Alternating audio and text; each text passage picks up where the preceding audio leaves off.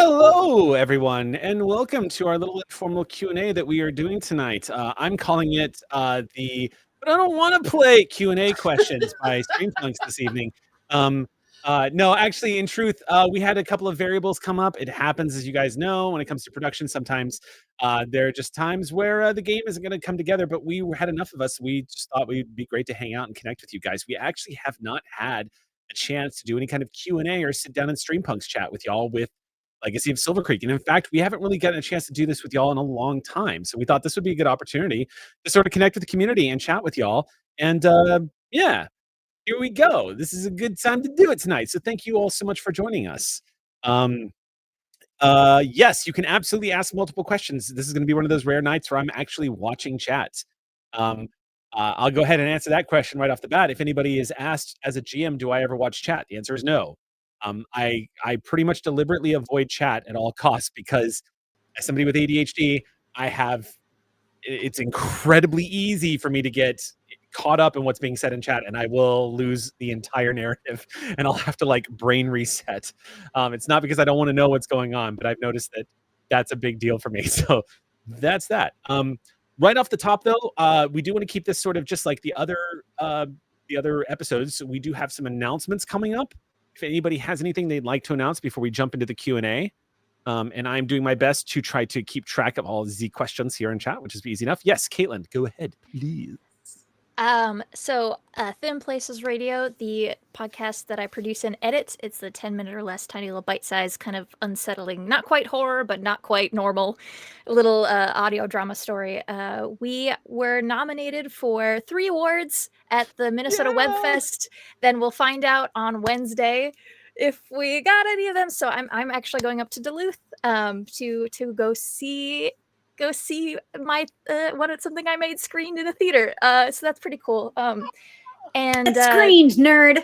It's screened. So it's really cool. We're up for a best anthology podcast, best of Minnesota podcast, and best overall podcast. So fingers crossed for us. I'll put out a link, but you can the screening is free and online. So if you go and check out some of the screenings, you're credited with having seen them, and there is an audience favorites award. So even if it's not Thin Places that you like, you can still go in and be a part of like voting on some of the stuff. So I'll post a link, so keep an eye out for that. But it's the Minnesota Webfest, and it's technically started today, but I'm here with you guys, so I'll be up tomorrow. This is more. So we only have so much time to eliminate the other nominees and give you a free roll. Exactly. To, so best overall, best in Minnesota.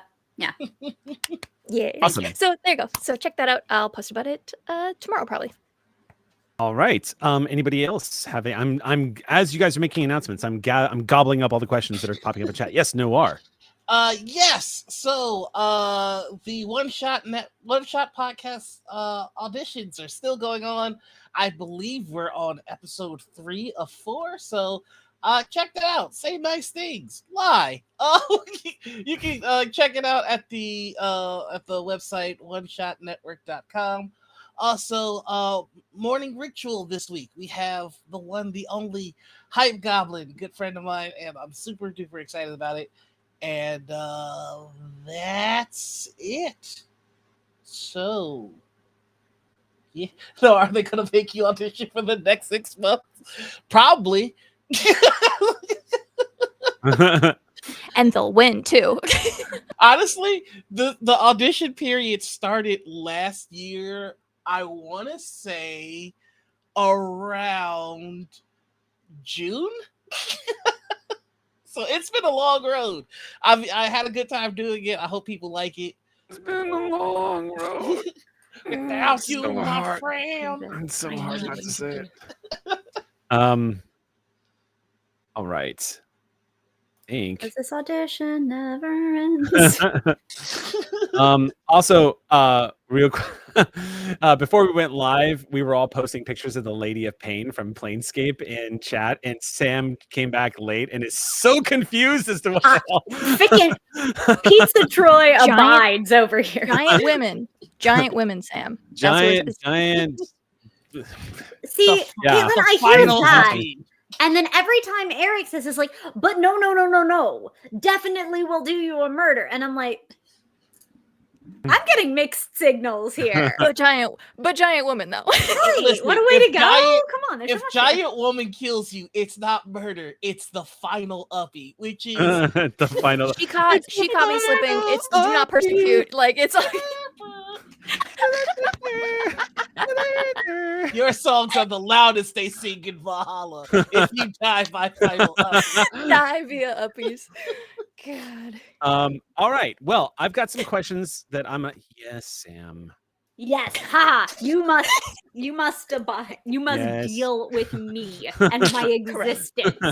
But for everyone else, last week, by special request, and definitely not because I was already researching it, I did an episode of May Contain Science about the Osiris Rex mission, asking how we could get pristine samples of asteroids when Earth stuff is all over us. How do we avoid getting the Earth stuff on the space stuff?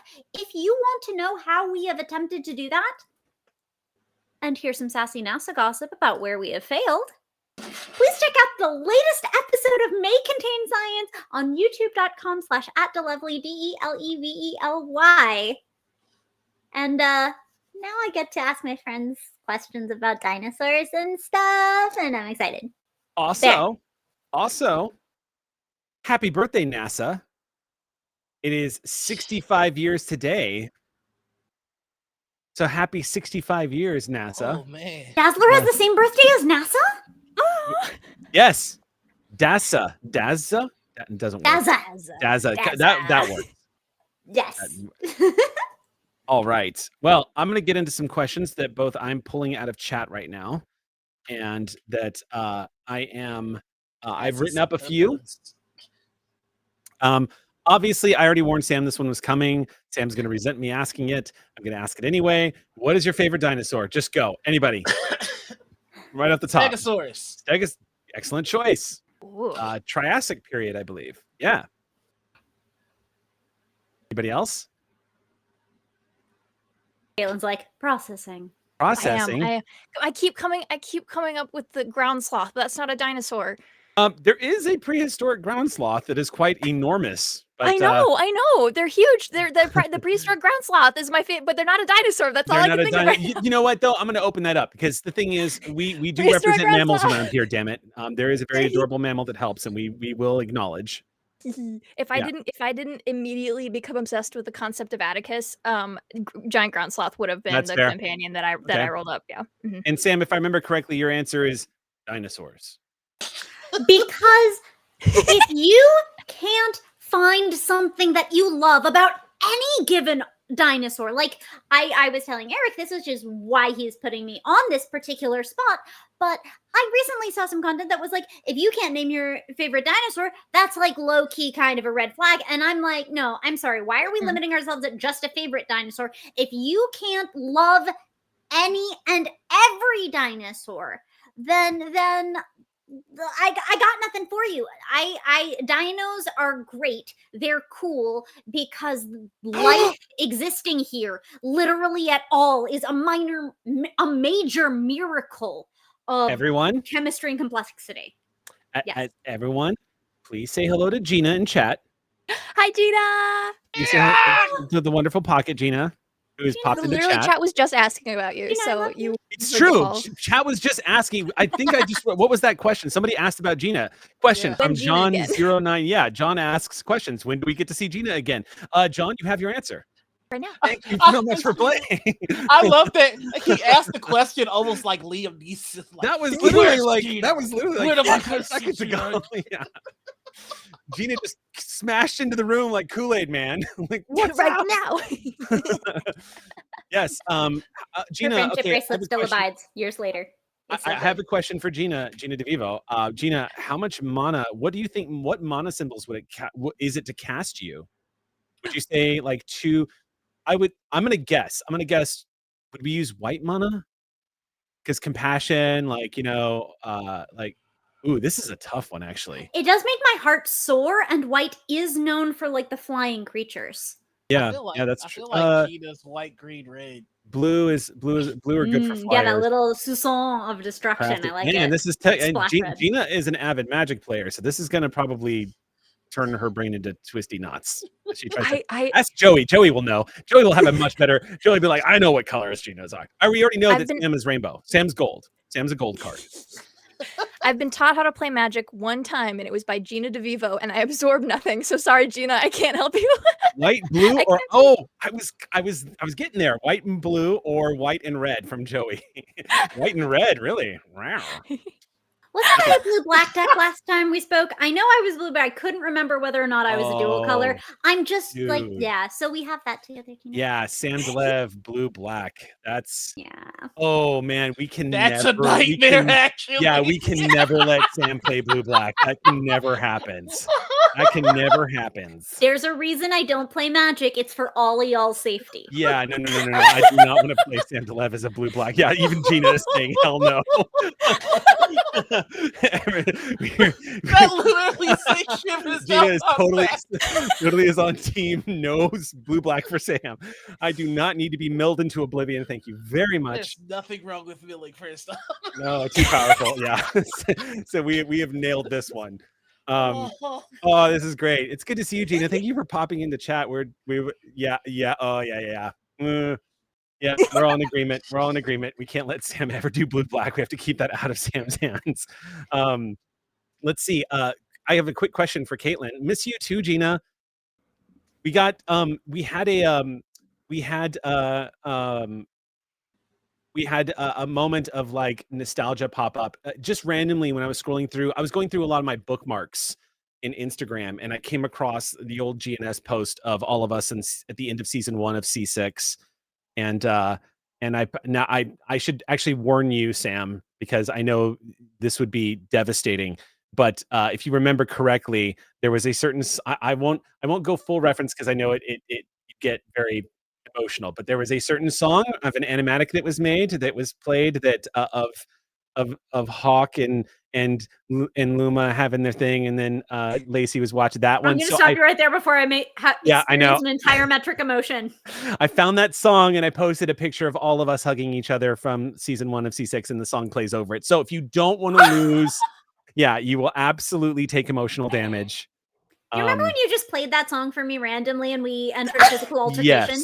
Yes, I remember. I remember just randomly started playing that song. And Sam literally did this.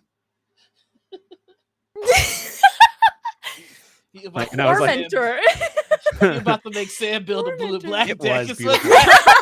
That was my origin story as a Magic player. I'm pulling questions. Gina and I actually fun. This is something that's very well known to the rest of the group.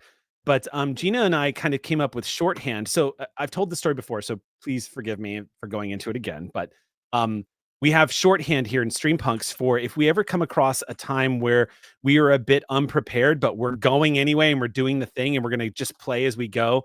We call that hawksboarding because of that session that we had of C6 when we just kind of didn't have a game session in plan and we just went with it and it came up with all the good stuff. Yeah, Caitlin, it's Chandra's kind of rightfully calling Caitlin out right now because Caitlin is responsible for creating some of the most devastating animatics. I've never done anything wrong in my life. I don't know what you could possibly be referring to.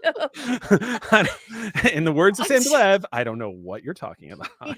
Actually, kind of wild. The other day I was thinking about like a Hawksport kind of a thing because I had gone through and I did like the soundscape and everything for it. And I suddenly had a huge flashback to it because doing Thin Places radio is all like, it's all I do soundscapes through all of it. And suddenly I was like, oh my God, I can directly connect what I'm doing right now to like, I had a sudden flashback to like doing the Hawksport animatic. And I was like, oh my God, well, like it all goes back around. But that was wild because I was like, oh my God, how did I start doing this? And I was like, oh my God, it might've been Hawksport. Yeah, it might've been.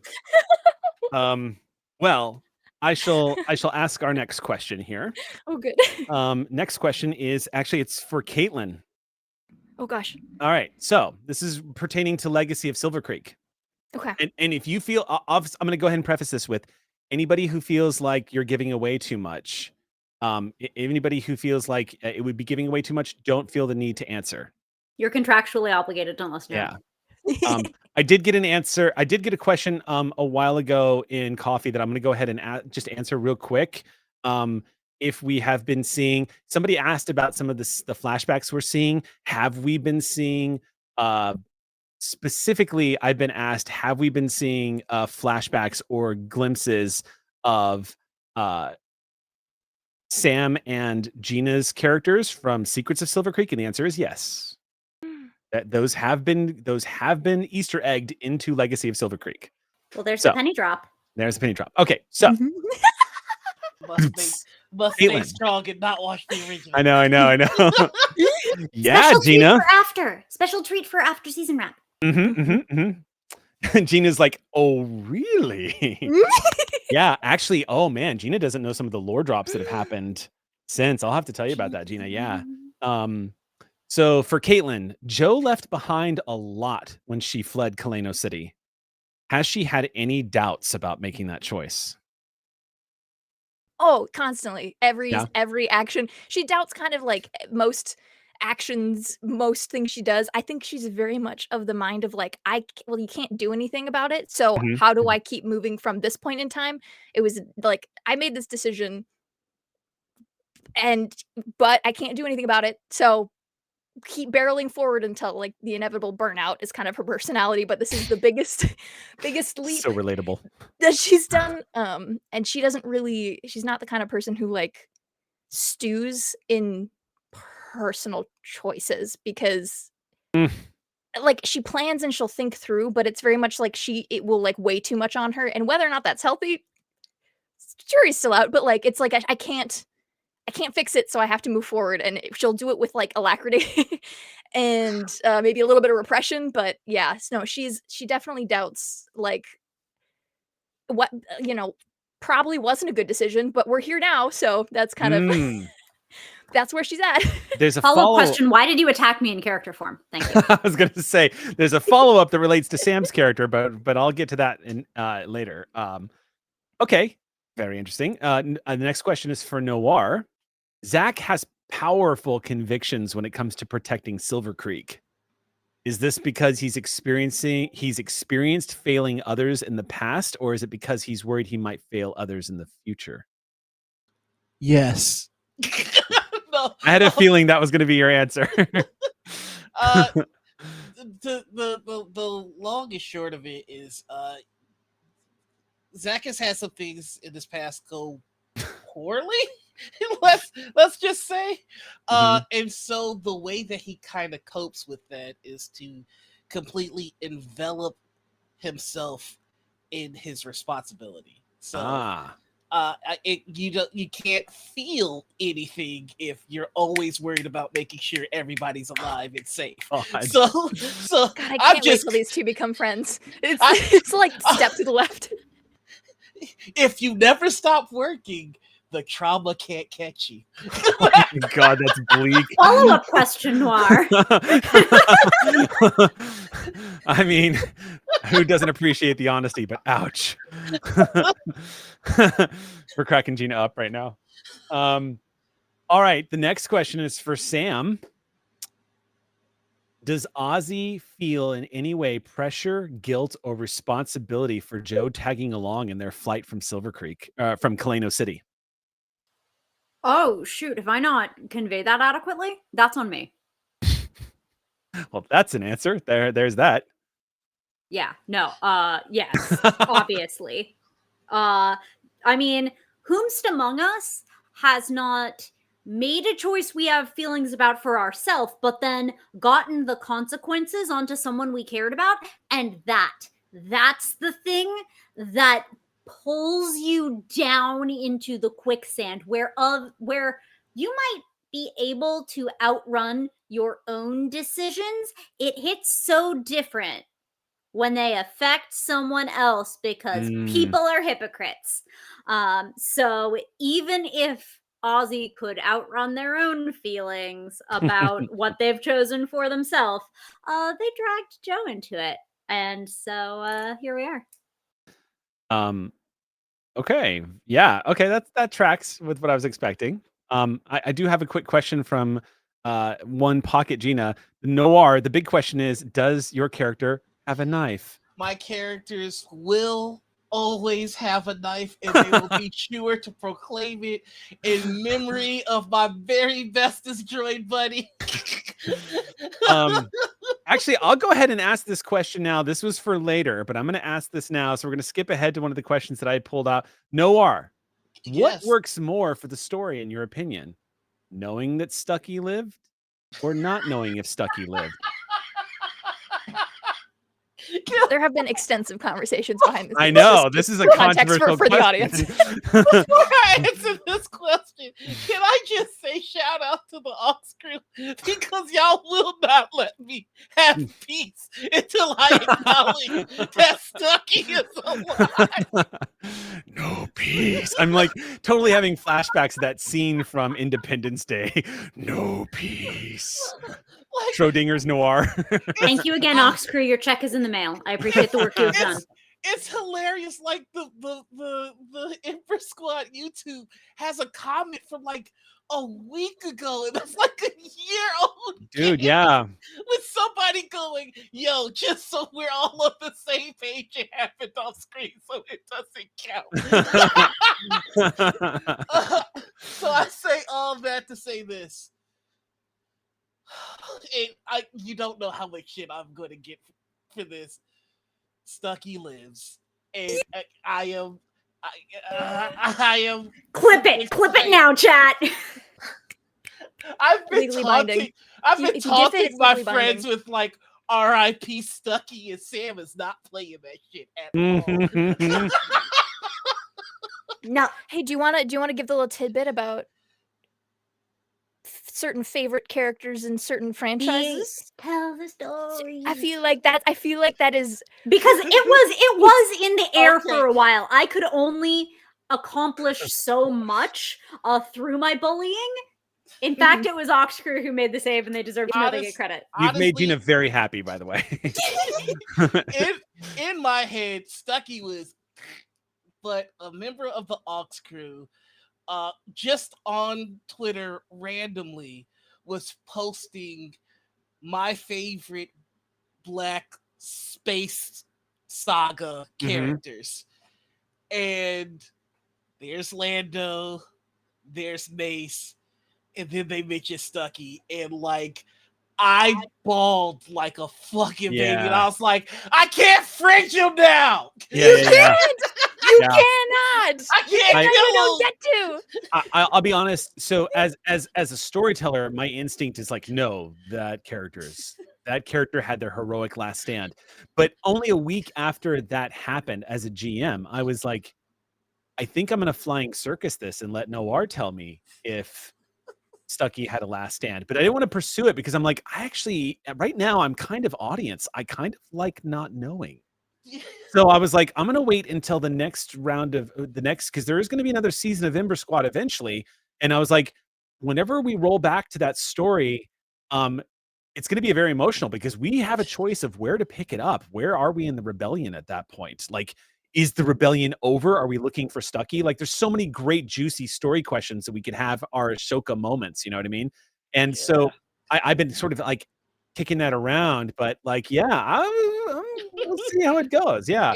It's very funny because I just started going back on Facebook, and Facebook Marketplace hit me up. There's a guy that lives real close to me that's selling a stormtrooper set for like a reasonable price. I'm like, I could full on just go 100% pure stuff. Hey, right now. I need to show y'all this real quick. So Noir went and 3D printed and went so far as to paint. And Gina, you're going to be so proud of Noir. But here we are. This is y'all's ship. Noir brought to me when Noir came into LA. This is the Poor Judgment. Yep. Noir created the Poor Judgment, painted it up. There's the gold stripe across it, the whole red paint job that y'all got when you're at the station. There it is in all of its glory.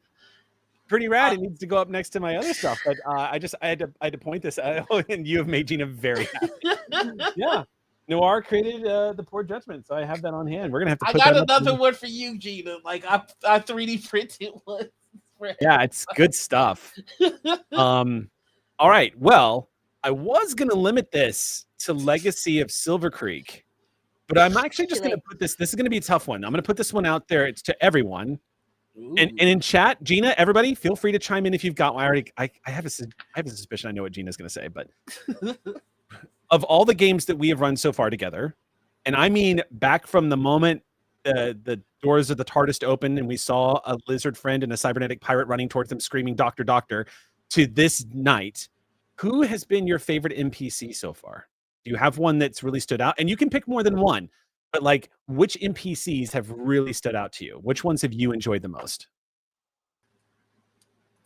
I've got 2. You got 2? Yes. Yeah, if you've got them, go ahead. I'm selfish with NPCs. So Taylor from Beacon. Okay. Yeah. That just has Oh, I love that. I love her. I love that. The father-daughter thing that's going on there. Really, I love that. Yeah. And Tara in Silvercreek. No shit. Yeah. Tara has been very helpful in keeping Zach's head on straight. Because it's just like, if I'm a teacher, I don't have to be a person. Sal. Chandra says Sal. It's a very good answer. Good answer. Yep. Coffee. Yep. Good answer. What do y'all think? I mean, Sal is one of the ones who comes to my mind because Sal could have never existed. It's true. Like even Sweet Baby, who was also a We Want to Catch the Pokemon kind of character, had fundamentally been a product of development with me and Eric as part of Lacey's character concept. So while the specific like moment that Sweet Baby was completely up to Eric, that there would be a baby who was sweet, totally decided in my mind. By contrast, Sal could just as easily have been a D&D style encounter monster, and we would not have gotten any of that growth, any of that depth, if we hadn't made the choices that we made. And I think like the other great reason that makes Sal great, because it's such a defining moment for who we are as a group. 100%. So Sal is an extremely good choice, and I endorse it. That's it. Florence, also an extremely good choice. Florence. So any mountain climbing related choice. Any mountain climbing. Yeah, I have to. That Sal is very. Sal. It's a very. That Sal is an NPC that you guys created in my mind. Like that was an NPC y'all created because Sal was designed to be up until that point.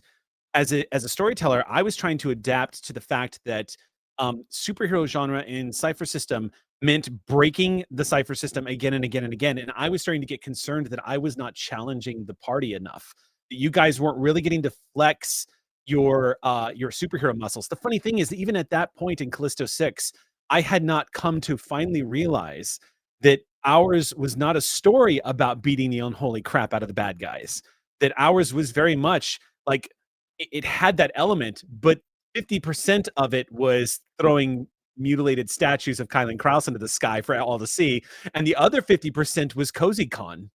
Like it was just cozy RPG, Studio Ghibli style, where the challenge was, are we going to get Sal coffee? Like in this case, like what I love about that character though, was a signature moment, as Sam was saying. I think the point to drive home is that that became the iconic moment where the party turned a villain into a friend. And that was a theme that just persisted throughout every game we have played.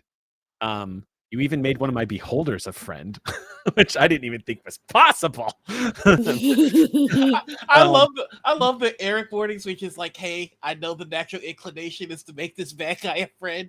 We're not doing that. Yeah, there are times where I'm like, there are times where I'm like, I'm literally introducing a character whose only motivation is your blood. So if you go in there with a present, it's not going to go well for any of us.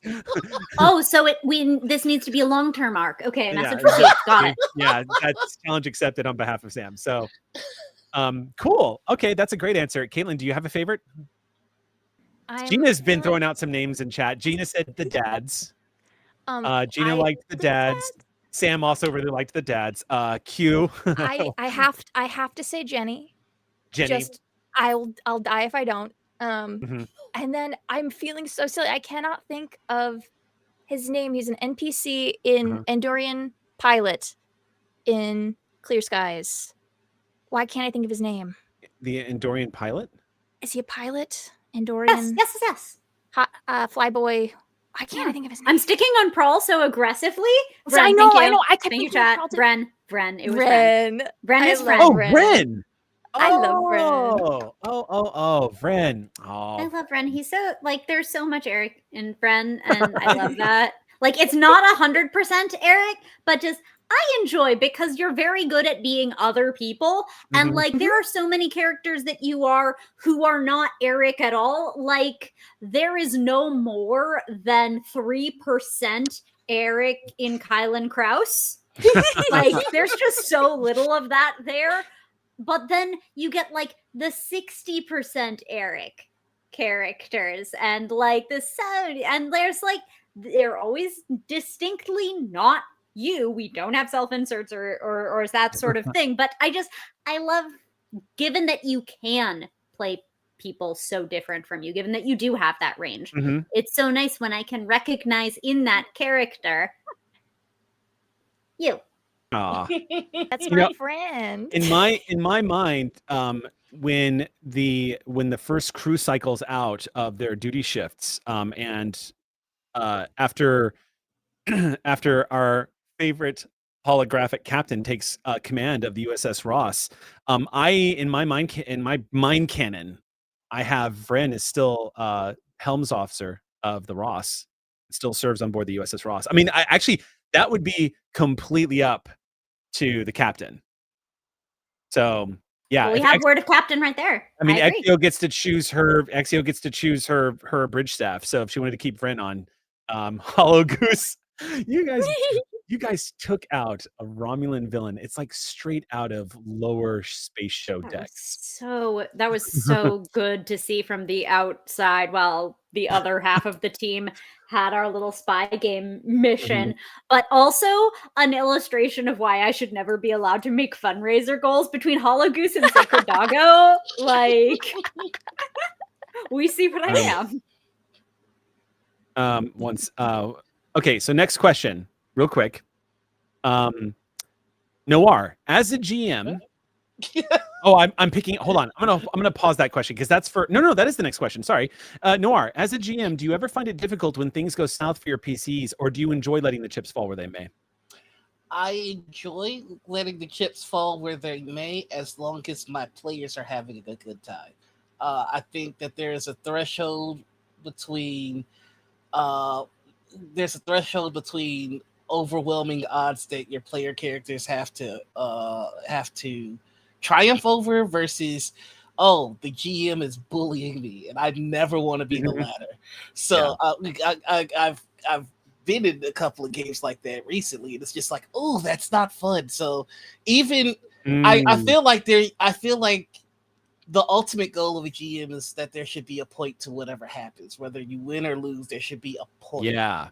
And so like there have been plenty of times in your games where like we've like taken it on the chin, and it's just like, yeah, we didn't win, but something came of it. Like we lost as a team for the first times, or like, you know, we figured something out in the defeat. So I try and emulate that. So that's the answer.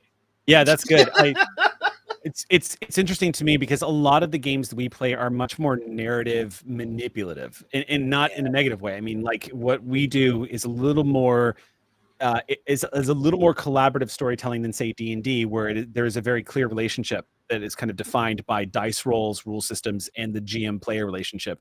Pretty much every game we've ever played has always allowed people to sort of like manipulate the narrative a little bit, and it's never been a problem. It's always like queued up some really great stuff, and it also has helped us avoid moments where we were like, God, you know, this actually doesn't feel great. Let's do it this way instead. Kind of like move it, and it still moves it in a good. We lost, but damn, did we tell a good story? Yeah, exactly. Yeah. The worst thing I can ever do as a player is spend 20 minutes on something that never ends up mattering, because that is time that was burned. It's such a waste on both sides of the table. That said, story manipulation mechanics, yeah, sure.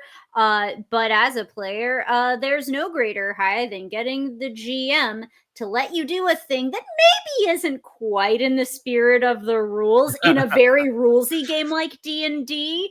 But you have managed to impress them enough, and they think the idea is cool enough that they break the rule for you. Yeah. That's actually the win con.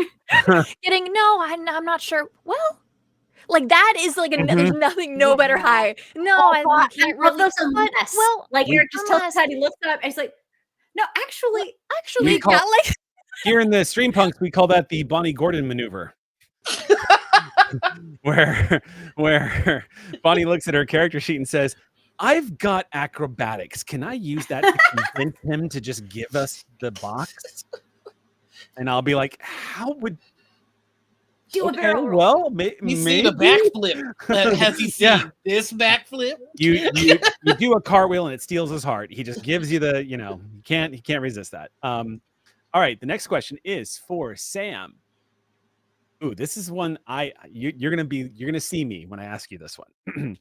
You've said you're a player first and have no desire to be a GM. A valid and important boundary to draw for oneself. Correct. What is it about being a player in games that you love so much that you don't want or feel you need to give up? Oh, well, I mean, look, one, I'm spoiled. I am never in the position where I have to be a forever GM because no one else will take up the mantle.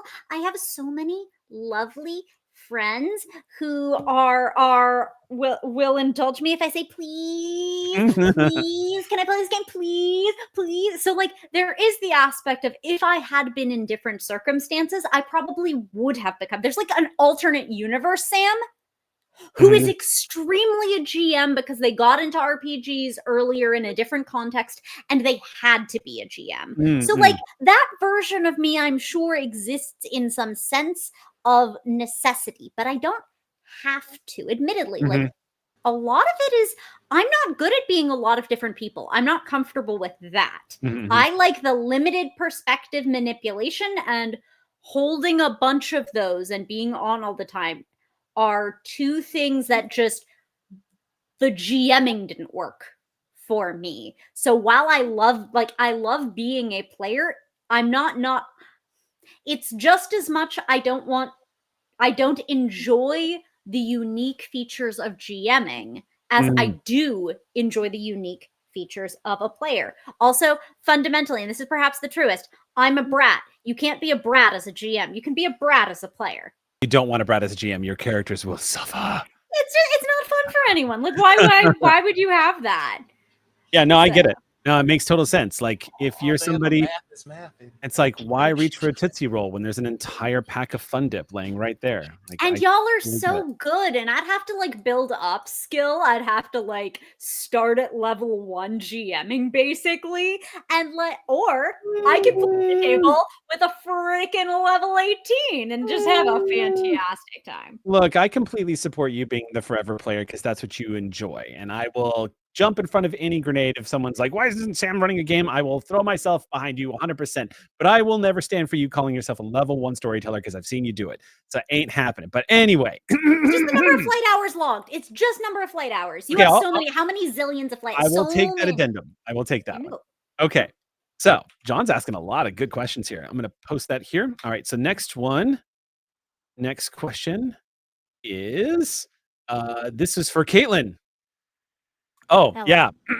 I've been wanting to ask this one for a while. Caitlin. Oh gosh. You were introduced to the Streampunks through Shield of Tomorrow as a fan artist in the community. In that time, you've become an important valued member of the live play groups, from Power Play to the Legacy of Costa Vega. Did I say that correctly? Costa Vega? The Cases of Costa Vega. Cases of Costa, the Legacy of, I typoed big time. The Cases of Costa Vega and Legacy of Silvercreek and so much more. How did you end up playing with the creators you were watching? And is there any RPGs that you would hope to get to play with them in the future? Oh, I actually brought this up to a couple of friends of mine, and I are watching one of the space shows together, like old school.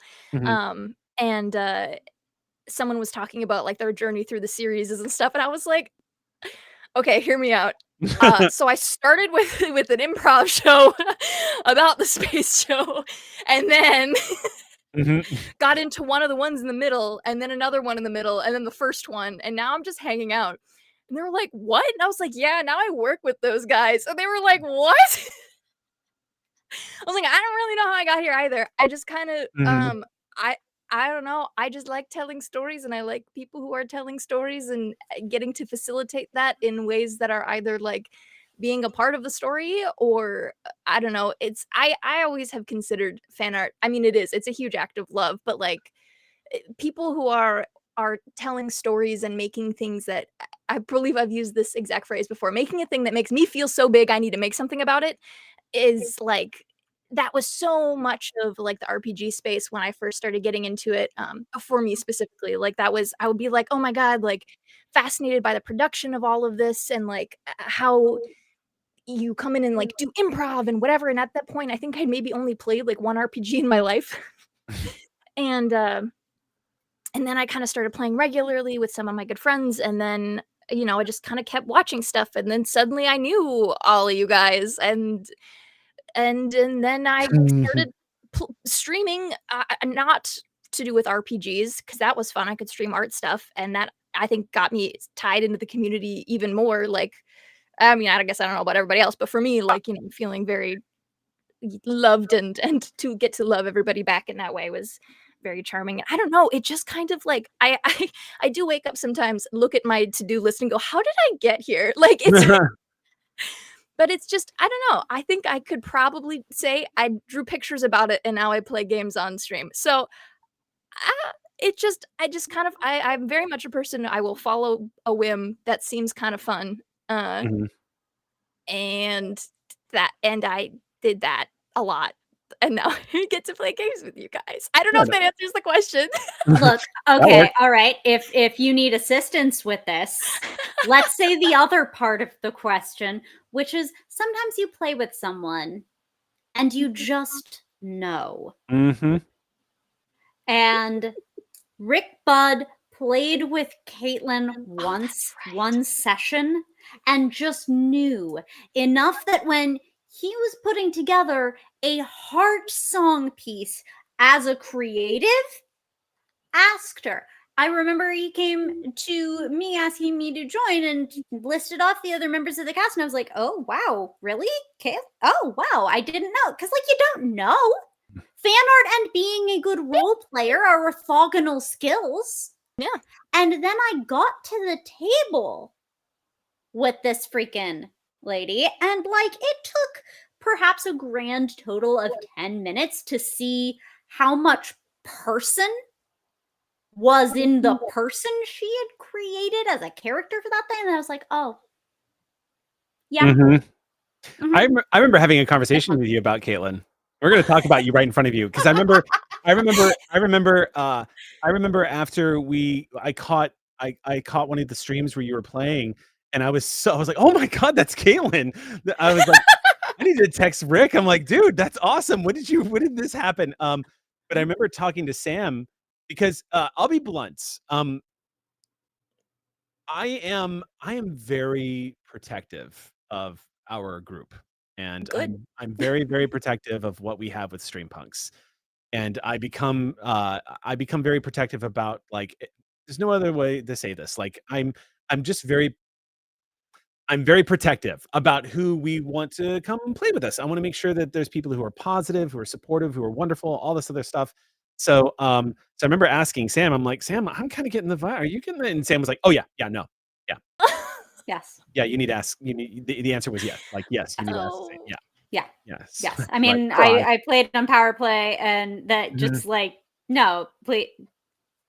Yeah. I want to keep this on. Yeah. I hadn't even played that much with Noir, and it was just like yeah. Oh my gosh, I just wanted to play with them Same all with Noir, the time. yeah.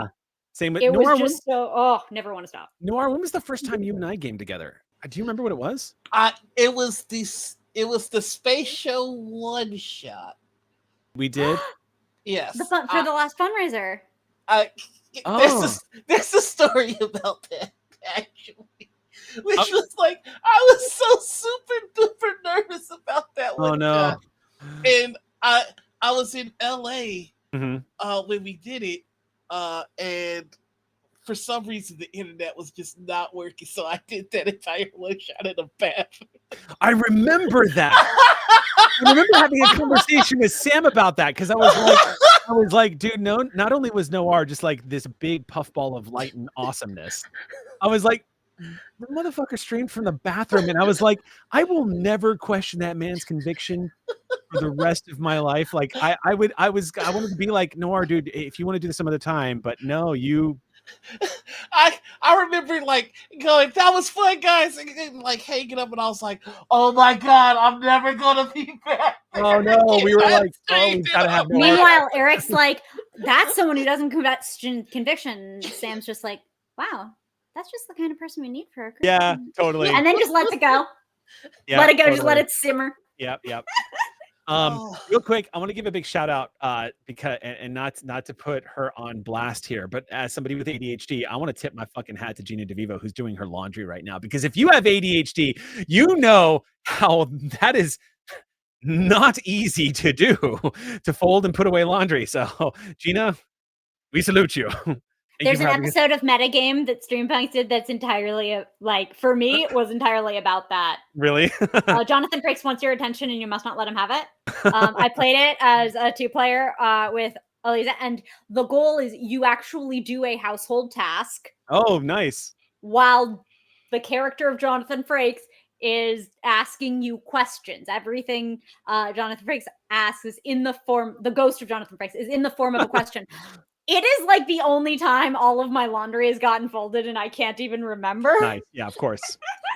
But I strongly recommend it. If you want to do an executive funk, find someone who will like get into some Discord voice with you and play that game, because it's a different way of, like, we talk about gamifying tasks. Yeah. A lot if you have executive dysfunction, but like sometimes there's no amount of like points and like flashy lights and bright colors that's going to get enough dopamine for me to do a thing, but you turn it into a story game, or even better, like you have to not laugh while you're doing that task, so then it's competitive, and I'm not competitive. Not at all. But if I were, I'd be the best at it. Also, I see you there. I see you there, Anita, and that's funny. Oh, Lord. Next question is for Sam. In all the RPGs you have played, which has been the most memorable combat? Which one has stood out to you? Which one have you really enjoyed the most? Which one is it that which one is it that you just kind of keep coming back to and remembering? Is there one? Yeah. There are so many really, like, memorable is such a good word, because it's very different than best. That would immediately send me into best in what way? And I know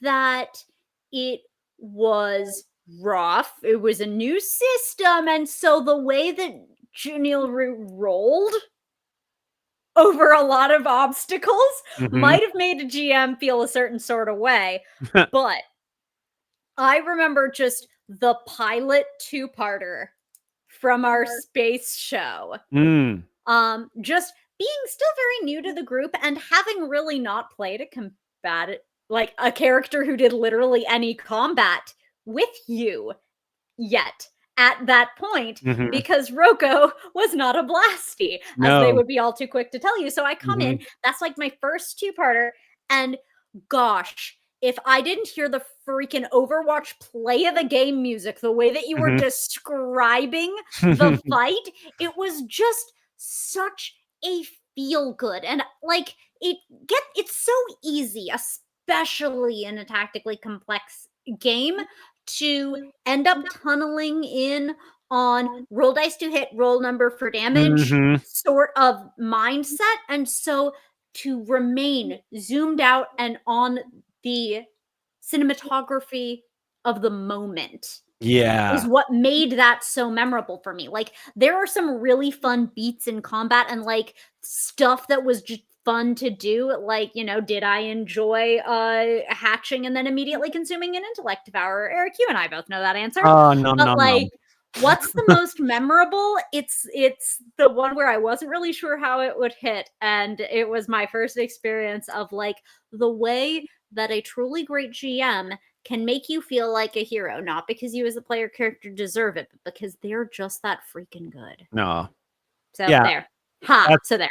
Good answer. The advice that I always give to every game master is, especially in D&D where things get tactical and the rounds kind of can drag on if you're not careful. I mean, it happens almost all the time. Even though combat's one of my favorite aspects of Dungeons and Dragons, it can be exhausting, but I still highly recommend avoiding, okay, you hit, roll damage. Okay, you're up, next turn. Like, I highly recommend avoiding that. It's not easy because it can become quite exhausting and draining to constantly describe everything that happens in every combat round. But what it does is it prevents the game from becoming I roll dice, I hit. Make casting Fireball an event, even if it's the 30th time they've casted it. You're summoning. Oh god, fire when I out of cast nowhere. Fireball in Seven Raven. Oh right, yeah. You want to talk about memorable moments? Yeah. Like that was a fireball that mattered. man. That magic mattered so much in that Yeah. system. I'm terrified of ever going back to it every time we talk about it. I'm like, love- I can't play a caster in that system again. It's too stressful. It's so great. I love when one of the things that Forbidden Lands does so well is it makes magic so powerful and so consequential. Every time it's summoned, you're taking a risk because of the powers that you're summoning. It's just, I love it. Just give me that drama. I love it. Okay, we're on to Ox Crew questions. All right. First question here is from Adventures of Tony, who asks, how awesome are the Streampunks? I don't know. I guess on a scale of 1 to 10. Are we doing metric or 11. imperial awesome? That's a good question. I don't know. That's tough. Kelvin. Kelvin? Yeah, how awesome are we in Kelvin? Damn it. I'm back to last Tuesdays. Oh, that timeline? Yeah. A lot of potential. The chat is demanding that I hydrate. I have finished off a Diet Coke in our time here. It kind of counts as hydration. Oh, you can go get a glass of water. We'll hold it down over here. Yeah, hold on to the fort. I'll be right back. Think about how awesome we are. And I got another question coming up from John and another one from Aria Flame. I have a knife. All right, now's our. Mine are out of reach. That's rude. All right, no, this is our chance. This is our chance. Things we like about Eric while he can't defend himself. Okay. Just the best NPCs. That cluster made me realize, like, oh my god, I love all of them. Couldn't even. Yeah, it's so hard to narrow down. Just adopt an entire NPC. This is why the mini game is making Eric talk to himself, because all the NPCs are so fun, and like, which are the characters I most want to see? All of them happen to be played by Eric. That isn't even on me. Maybe it is a little bit because it is kind of fun because he's so freaking good at it. Okay.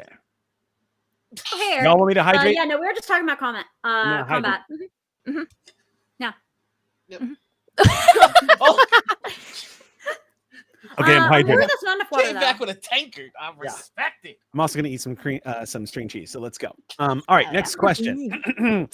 All right, this is from John, who asks, "What is?" Oh no, it cut off. What is the? What is the? Holy What is thank the- you so much. You so much for the hydrated. gift subs. Oh, because I This is what hydrated. happens when you hydrate. Thank you This for is what supporting happens when both you Althaven and Kidney Health. All right, I'm not sure what that question was, John. I apologize, but it's gonna. Oh! It cut off and started. Okay, so it inserted elsewhere. Let me just cut and paste that. What is? Oh, John wants to know spoilers. John wants to know the device that Sam's character has. It's a plot device. There you go. Hope that helps. Yeah, John, that's a great question that I knew was not going to get answered. Thank you so much, Lyric, for dropping that sub bomb in chat. That's deeply appreciated. Oh, and you're using my sub bomb emojis. You guys are great. Thank you so much. Also, if you want a good emoji illustrator, I highly recommend Dragon Sparks, because that's who I had do all my emojis. Really good. They do animated emojis. All right, next question comes from Aria Flame. What color is Bruno? Oh, I believe in the description of Bruno, there were some words to that effect. So y'all gotta know, and many of you probably do by now. Wow, I am just hot butts at character descriptions. It's such an afterthought for me because, like, I'm playing in my mind from first person perspective. in those games where you never actually get to see your own character. So the appearance doesn't matter because like you don't have the third person view. Maybe I spent time on character creator, so to speak. But like we're in the game now. So I never think of character descriptions. I got so much of Bruno lol on the fly. Just like not too long before we launched Legacy of Silvercreek, which forced me to just sort of like be quick on my wheels about describing. But because I don't emphasize character appearances that much, it doesn't always stick in my brain. So I really would refer you to the pilot. I need to make it matter more. It matters. really Like, it's did- better for story if I can make appearance matter, because every detail about a character should matter on some level, and that's a failure of mine as a player. But also, it's there. I don't got anything for it. I believe I can answer, actually. Cynthia and I made Bruno's character sheet like that day, I think. And I believe Bruno is most of the rainbow. Yeah, that checks out. Rain Bruno. Very the reference that we sent back and forth a couple times was like in the blue, purple, turquoise. Yep, I think I alluded to those cool colors. I think I said you have this, you have that. But those sound right. Those bells Right sound on. truth. Okay. But they're just the most beautiful, like the important thing about Bruno. The important thing about Bruno. Look, that's when Sam's got to say something to you. Okay, look. And then, Eric, how dare you? It's bad enough when you do the extra glasses. You're not allowed to do it to me. look. Question, why are you so awesome? Thank you so much, Obi-Wan, for being awesome and asking an awesome question. I don't have an answer for you because I refuse. I forgot to, and I apologize. Go ahead and raise your hand if you are the owner of this question, because I forgot to cut and paste the owner of this question. Okay, silly one first question. Caitlin, do you know that running trend with your hair getting bigger, wilder, and cooler every campaign, and are you going to continue running with it? That was Gamer Blue X, as I recall. Gamer Blue X. Okay, cool. Yeah, it's a good question. That is sorry, my housemate's using a blender right now, so if that's in the background, don't worry about it. I believe this is in reference to Annie in the Cases of Costa Vega. I just had she had just blown up her whole life at the beginning of it. Honestly, you guys watch Cases of Costa Vega. It's such a silly project. But she had just like blown up her whole life, and I just had this like hair half up, kind of like sticking up and out of like just all the time.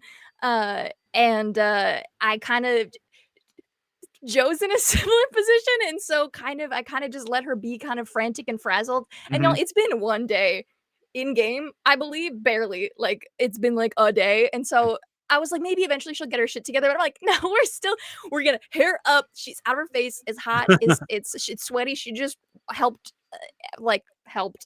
moved across 400 miles to try to, do things that plot will reveal. But like, yeah, we're gonna let it be silly, and I don't know, maybe it'll keep happening. But that's very funny. I got comments about it on Case of Costa Vega. People being nice. like, "Kaylin, your hair." I'm like, that's how I feel. I feel like Annie is one of those people who doesn't know that their hair would be curly if they just didn't comb it, and so it goes flump. Because they don't know that their products, like, you can do the magic, you can do the little plop. Yeah, yep. Annie. There are ways to do your hair that Annie, and honestly Joe is the same, does not, where it's like, I get a similar vibe, but there's less availability of just super conditioner, so I'm not going to be as rough on Joe. True. No, of course. Somebody remember Caitlin to the fundraiser with her hair. Yeah, I guess I'm very hair oriented. Hey, when you got it, shave my head. No, when you got it, every look is good. Questions. When are we going to see the last episode of Beacon? This is from John. I can answer. That's an easy one. So John, that's a great question. It literally depends on when the strike ends. We are fully. Some of us in Streampunks are SAG and a member of the union. Some of us are SAG aspiring or SAG eligible. So we are in full support of the unions, as most of y'all are. And because Beacon is based on a major IP that is actually currently in production, believe it or not, in the UK, Streampunks, for the same reason we're not running Space Show right now or any other major IP, like Ember Squad or anything like that. We aren't playing until that strike wraps up, because based off of some of the guidelines that SAG has put out, the closest they have come to live play TTRPG has been podcasts. We were inclined at first to kind of push the envelope, but in about 24 hours, SAG put out guidelines that even cosplaying characters of projects that are currently being filmed is in fact technically promoting, and that is true. So SAG was like at an influencer level, at an not just influencer like, level. Yeah. Yeah, at an influencer level specifically. So they were like, they told people at Comic-Con, if you're an influencer with a big audience and you're doing that, it actually does count as crossing the picket line. And it actually makes sense. This is kind of the era in which we live in. So Streampunks, very quick, we had a conversation lasted about 2 hours of going back and forth and asking questions, and we decided we couldn't continue with Beacon until this was done. As soon as the strike is done, which y'all, they're in negotiations tonight. So we are crossing our fingers. Don't jinx it, don't jinx it, don't jinx I it. know. Don't even talk about it. Don't even think about it. We are hoping, SAG hasn't updated yet, but we're hoping we get some good news. But as soon as it happens, Streampunks is going to we're going to start making plans to get back into what we're good at doing and what we're known for doing. However, I will say this, that even though Space Show is still a staple of who we are, because we all love Space Show, and we're going to be telling more stories in Space Show, but and we will be wrapping up Beacon and all that other stuff. Even though all that has happened, this has definitely kind of driven home once again the sort of perils of playing major IP in the TTRPG space, because we don't own these big IPs, and it's so much fun to play in these worlds. But, we didn't, to be blunt, Streampunks didn't really chase the D&D hype train like a lot of people have done. And I don't mean that in a negative sense, because D&D is just a freaking wonderful community of people, like a vibrant, wonderful, playful community of people. And because we did not run D&D games specifically, we didn't get attached to that train, that hype train of D&D. We kind of went the other direction to do like smaller indie published stuff, or we went on to do major television IP stuff. The resulting is that we did find ourselves a great niche that we really loved to sort of add to this beautiful tapestry of D&D games that were going up. You had like all of these other RPGs. The flip side of that, though, has been the fact that running these major IPs, when something affects those IPs, we get affected. And it's been one of the reasons why, for example, we can't do merch based off of Space Show, because nobody has the 20K plus or whatever to buy the license to like produce that stuff. You just need a 20K. Noir is like, what? So don't throw the couch cushions over here. Yeah. Look, if it hadn't happened, I wouldn't be the prettiest dinosaur right now. True. So like, no regrets. Also, bonus, stick it to management. What? Yeah, totally. Last thing I want to say though, Streampunks, and everybody in this group here, we love D&D. Like, I loved running Spelljammer for y'all. That was so much fun, and I would do D&D in a heartbeat. When we first left GNS, there was this impulse to just continue kind of what we were doing, but over the years, we've become much more open-minded.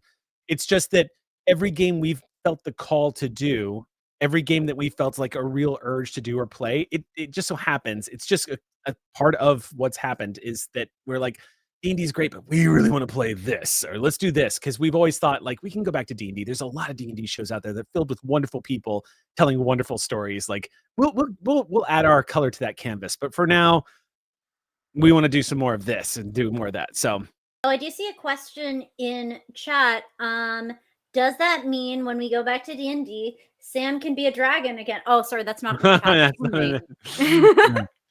Is Callisto 6 one of those? I wish, John, if we owned Callisto 6, we do not. That is owned by Legendary. Wouldn't do it. Don't want to. No interest. Complete breakfast for moi. Yeah. It was so beautiful, and we have all those good memories, and it's partially because they're so tightly linked to a time and a place, and I think that's one of the powers of stories, that sometimes you try to bring forward time and place, and all you feel is that it has been displaced. And I would never want that to happen to Callisto 6 because it's too important to me. Yeah, I think it falls into that old saying of sometimes you just can't go home again kind of deal.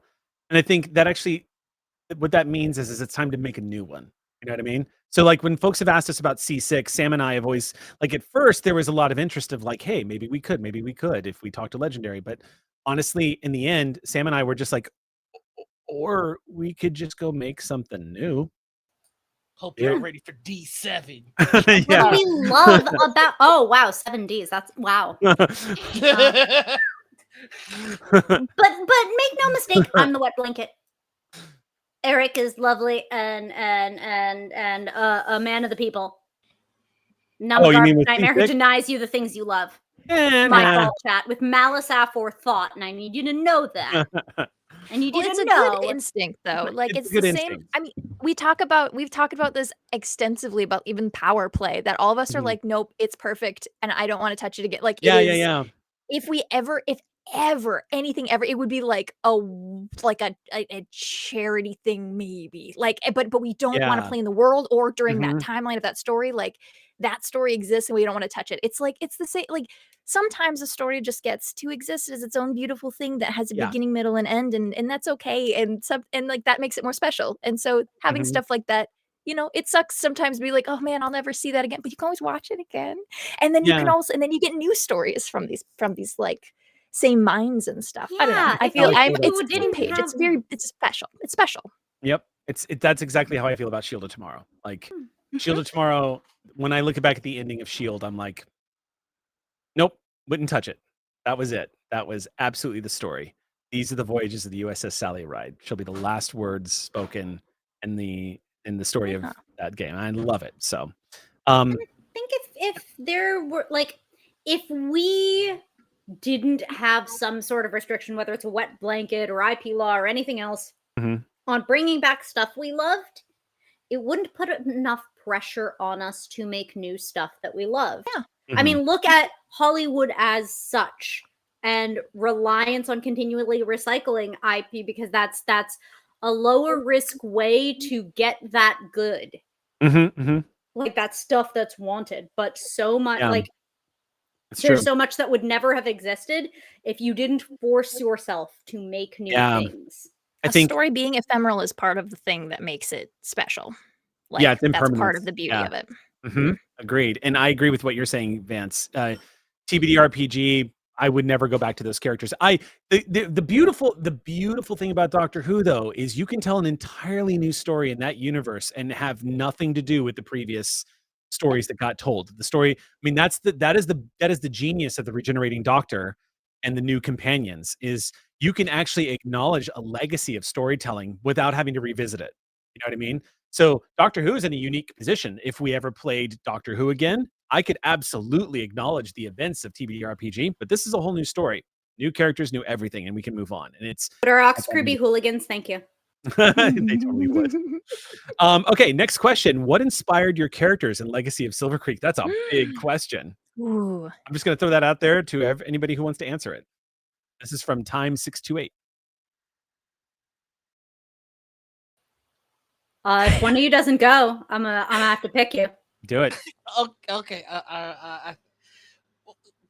Power Rangers. Somebody, Yeah. I think somebody straight up asked, like, Yeah, because you're. is Zach and Kimberly Power Rangers? Yes. Yep. Yeah. I am what I am. Oh my God, I'm gonna. Sam's gonna beat me up. Horizon Zero Dawn. Is that what it's I think it's Horizon. Yeah, I think it's. Nailed it. Yes, the protagonist. I modeled Zach after them, after her as well because she's. Oh, I love that poll. It's so good. So cool. Yeah. Oh, and based on what we know of Zach and the entire arc I just experienced, I just finished the main quest of the second game this Saturday. We're gonna do the DLC, but yeah, no, that's such a good poll. Did anybody else want to jump in and answer that one? Anybody else? Joe was, I mean, whenever I come into an RPG character, I take like the last 3 that I played and I make like a Venn diagram and like try to make pulls that are as opposite as I can of like stuff. There ended up being, I think, a little bit of overlap in certain directions, but at a certain point you can't, like you gotta play in your wheelhouse enough to not like throw yourself off. Joe, I feel like I'm still settling into. So like the beginning was just like, okay, what do I want to do in this universe? I I don't know, I was feeling a little lost. I think I've said this before, but like I was feeling a little lost getting into the setting and like, okay, what do I connect to? And so I just made a character who felt very disconnected from the setting.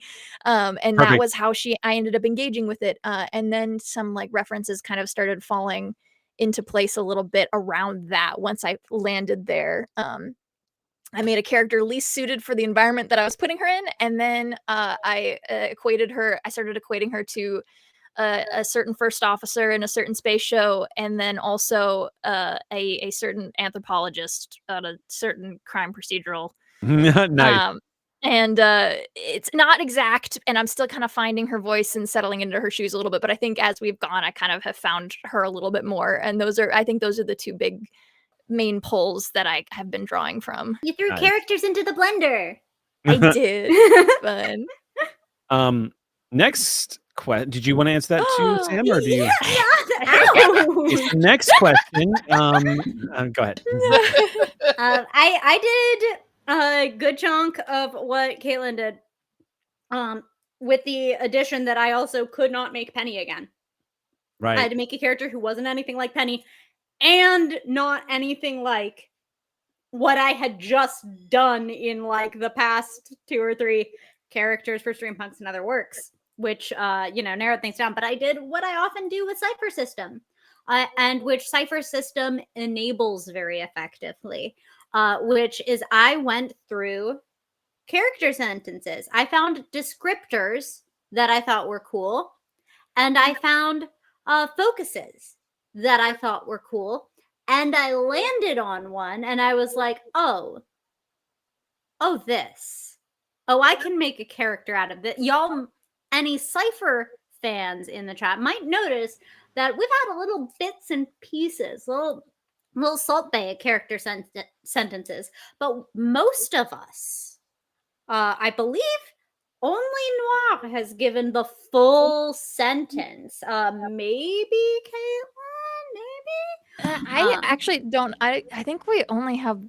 I think I've only said tech. The other things I may have said in other contexts, but like not in like her actual sentence. I think I remember once the focus and a couple times when talking about your inabilities, your descriptor, but just in case. Yeah.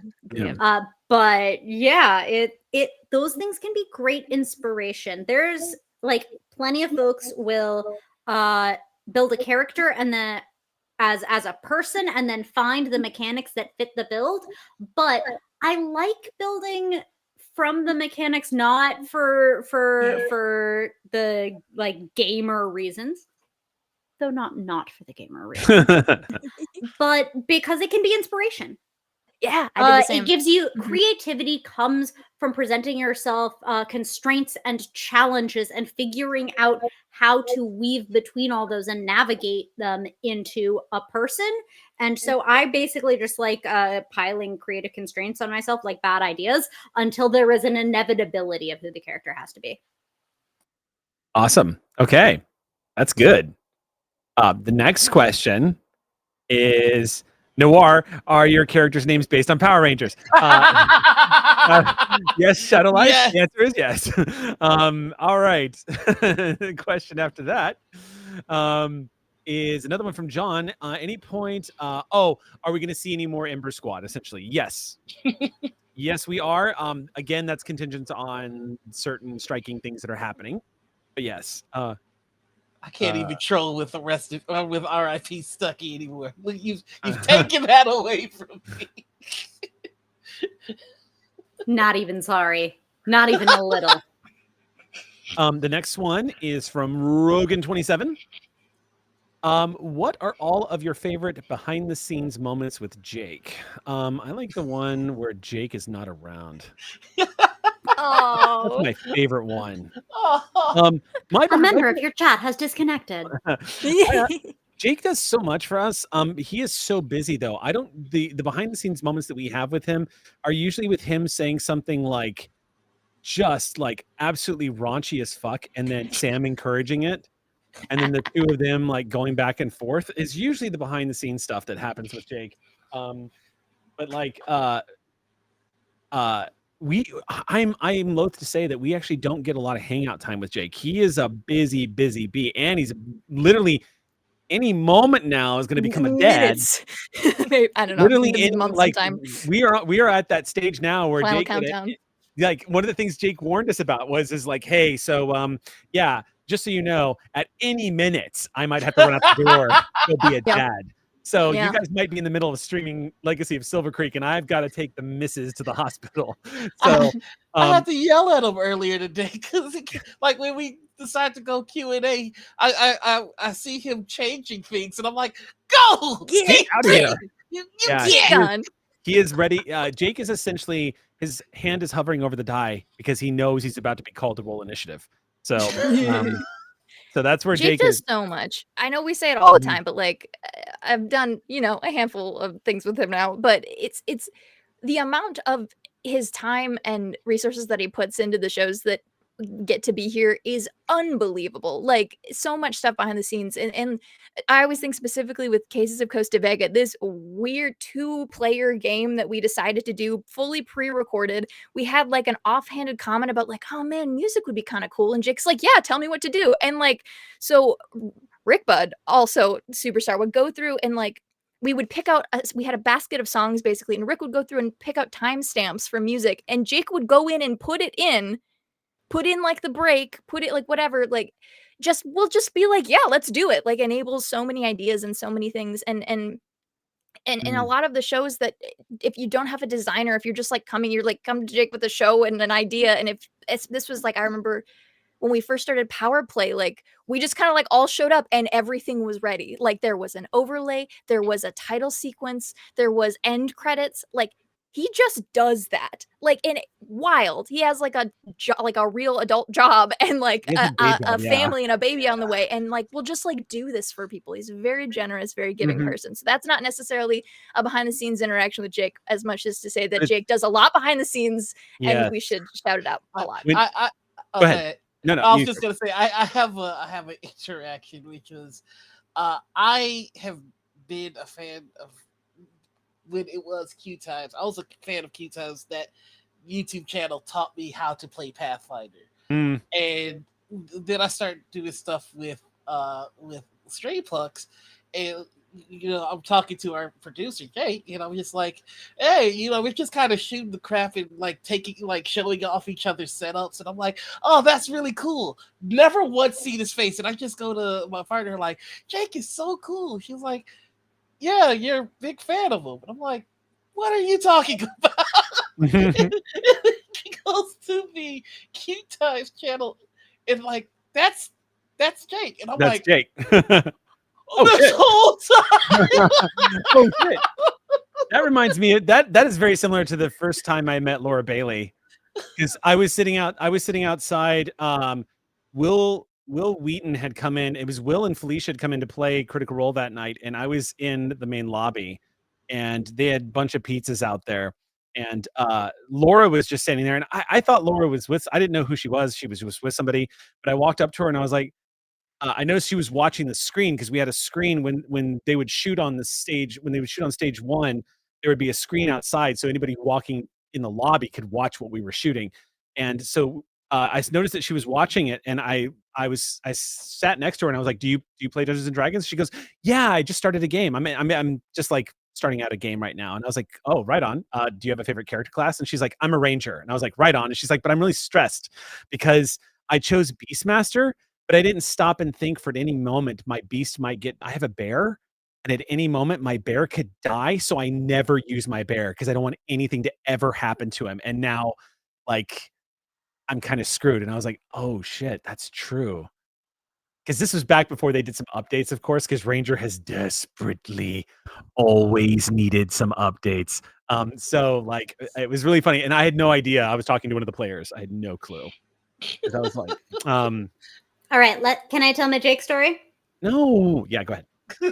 Good, because I wasn't asked permission. Yeah.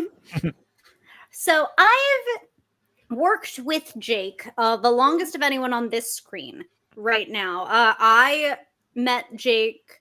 No, I didn't meet Jake working with the Uncommon Trust. I met Jake on a saving throw guest spot for a game run by Eddie Doty, Kumite, from a sort of playtest that he did. But I started working with Jake regularly as part of Uncommon Trust, and this was back before the studio that Streampunks filmed in when we did in-person stuff, and it was not a living room, and if you understand a little bit about typical housing in Los Angeles, or frankly most places, you know access is a time.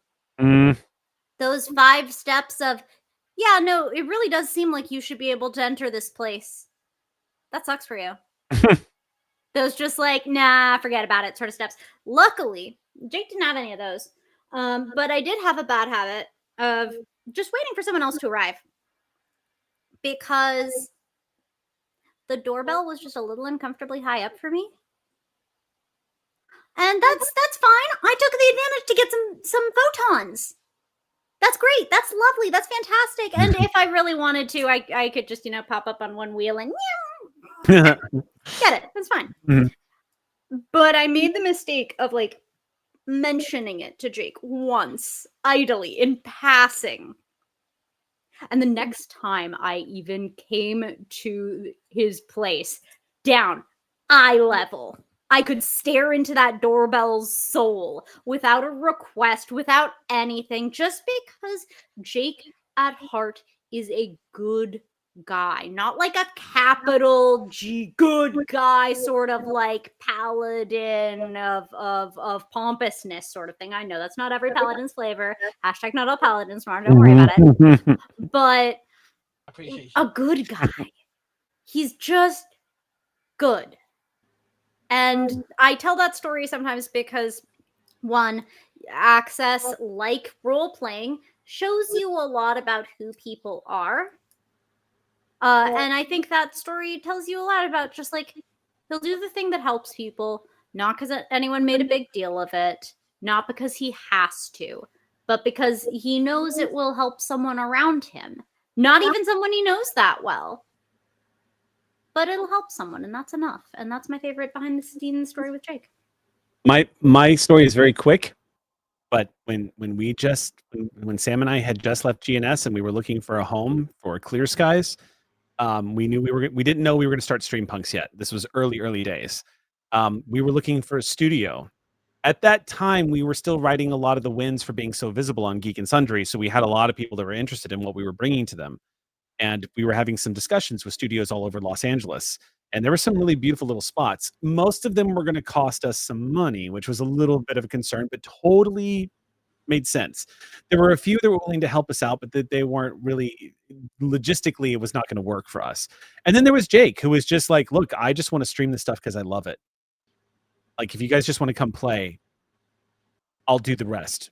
Like, I was like, you work a 9 to 5, you come home and do this and TD for TTRPG streams? And he's like, yeah. So I talked to Sam and I was like, what's your vibe? And Sam was like, we do it. And I was like, done. Yeah, I remember in the same way that I like, yeah, it was Linda Noir, the same, because this is like the meeting with Eric and Sam is post doorbell story in this timeline. Right. So I was like, yes, Jake. This one. We captured the Pokemon. Because Jake was like, we were like, well, look, we're thinking about starting up a Kickstarter, or like not a Kickstarter, but a Patreon. At that time, I had my personal Patreon before it became the Streampunks Patreon, before we divided it up for the Streampunks. And we knew we were going to start trying to push people towards that to support it.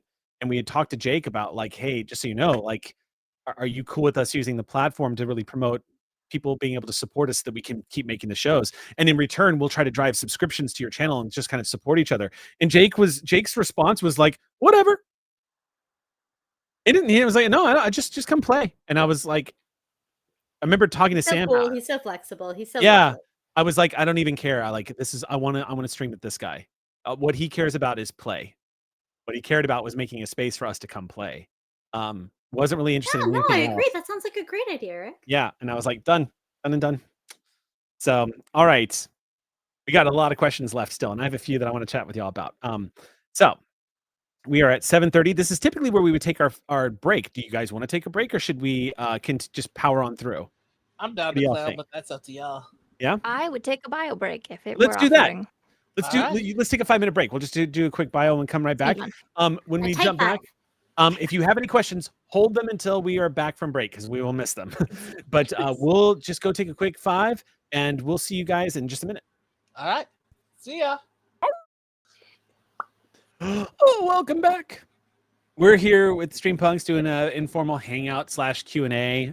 So if you guys got any questions, do feel free to ask them in chat. Otherwise, we're just going to be talking up. I've got a few questions here that I'm still answering that we asked at the top of the hour. I want to talk RPGs at some point too, so I'm hoping we get time to do that because I want to hear. Sam and I usually will. Sam, what's the typical thing that happens between you and me more than anything else is you and I will have a quick phone call. And then someone will mention an RPG system, and then 3 hours later, we're getting off the call. It happens every time. It's happened from time to time. Can I ask a question? Yeah, what's up? I was thinking of this when I was getting ready for tonight. What dinosaur do you all wish you were? And what dinosaur are you actually? Oh, I was watching boxing with some friends the other day, and we spent an hour playing this game. What do you want? What do you wish you were? And what are you actually? We didn't do dinosaurs, but now I have to think about it. But I love this. All right, I can start and buy y'all some time because I did get to think about it because I raised the question. I wish I were an Apatosaurus. I wish I were like so big that you couldn't easily mess with me. There's very little incentive to do it. There's just easier lunch. And so I just get to vibe. I think like the very tall herbivores get to vibe in a way few animals are afforded in any ecosystem. it's true. I wish I were that bastion of serene self-confidence and chill. I know perfectly well I'm actually a freaking velociraptor, not a Jurassic Park Deinonychus like big raptor. But no, chicken like murder a chicken. little murder violence creature that like actually can't individually step up to anyone, even though they act like they will throw claws constantly. Yeah. That's what I am. Little social, clever when I can manage it, and more violent than I have the capacity to back up. I got my answer, but before I give it, I need a disclaimer that I know nothing about dinosaurs except the Stegosaurus. There's a whole story. Perfect, beautiful. That being said, I wouldn't want to be a mastodon. I don't know. Would you be a pterodactyl? No, I don't want to. What about fly. Tyrannosaur? Or no, sorry. Continue. Go ahead. Sorry, No, you're good. We were gonna go through all the Power Rangers. That's partially why. That's Mastodon was Zack the Black Ranger's Zord. I get. There's a piece of context. I'm so sorry to interrupt. There's a piece of context I'm really missing here. Yes, that will probably also help my understanding of the game, but also whatever you just said. It's true. Mastodon is not a dinosaur, but it is linked to a bunch of people who are dinosaurs, who summon forth the spirit of dinosaurs in Power. No, what's the connection with Power Rangers and there's a So in Mighty Morphin Power Ranger, each Power Ranger is assigned a dinosaur. Jason has assigned dino at birth. Basically, yeah. Zordon's looking for 5 teenagers with attitude, and he makes Zack the black guy, the Black Ranger. We don't talk about it, but the dinosaur he gets is the Mastodon. That was the correct response, Chad. And I don't know why, but ever since You made Trudy the Yellow Ranger. Let me just say, yeah, it's not great. WTF? Kimberly was the Pink Ranger. It's a whole thing. I get major stoner vibes from mastodons. Like I've seen them in the film museum, and I'm like, I'd smoke a bong with that. Now that's what I think I am. That's what I would want to be. What I am in actuality is a dinosaur introduced to me by this game by Eric. I am a devil frog. That is who the I devil am toads? in my soul. Devil toads. Yeah, Oh man.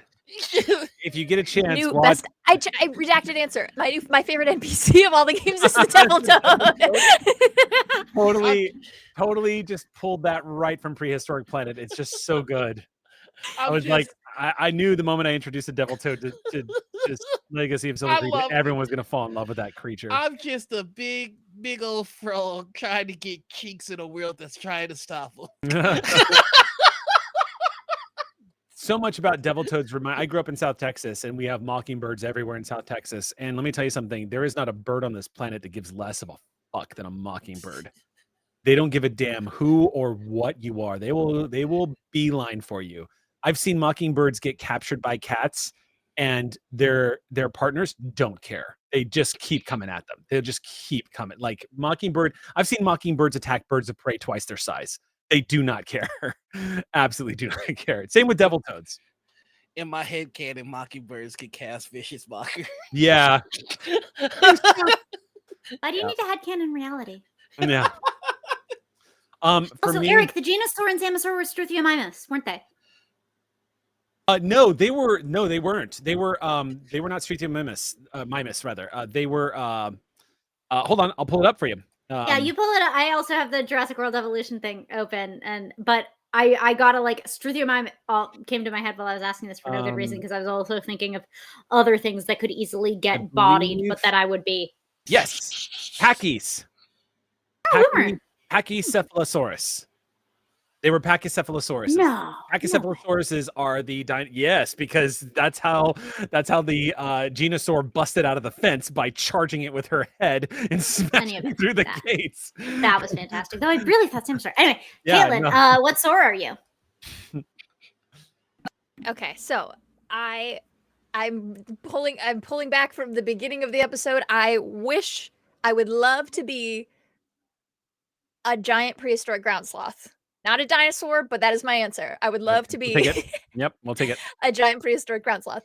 What I think I am is probably something closer to like a mini, like a really, really small one who is just like, they're herbivores and they're like Ankylosaurus kind of vibes, but they're like, they look like really armored and like they could put up a fight, but they're so small and they're also herbivores. And like, I think that's more my actual vibe.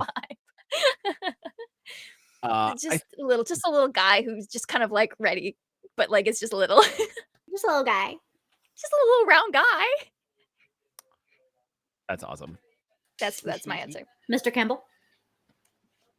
I think for dinosaur, this was so in the old days it was always Struthiomimus, because when I was a kid I loved that they are super fast. They are known.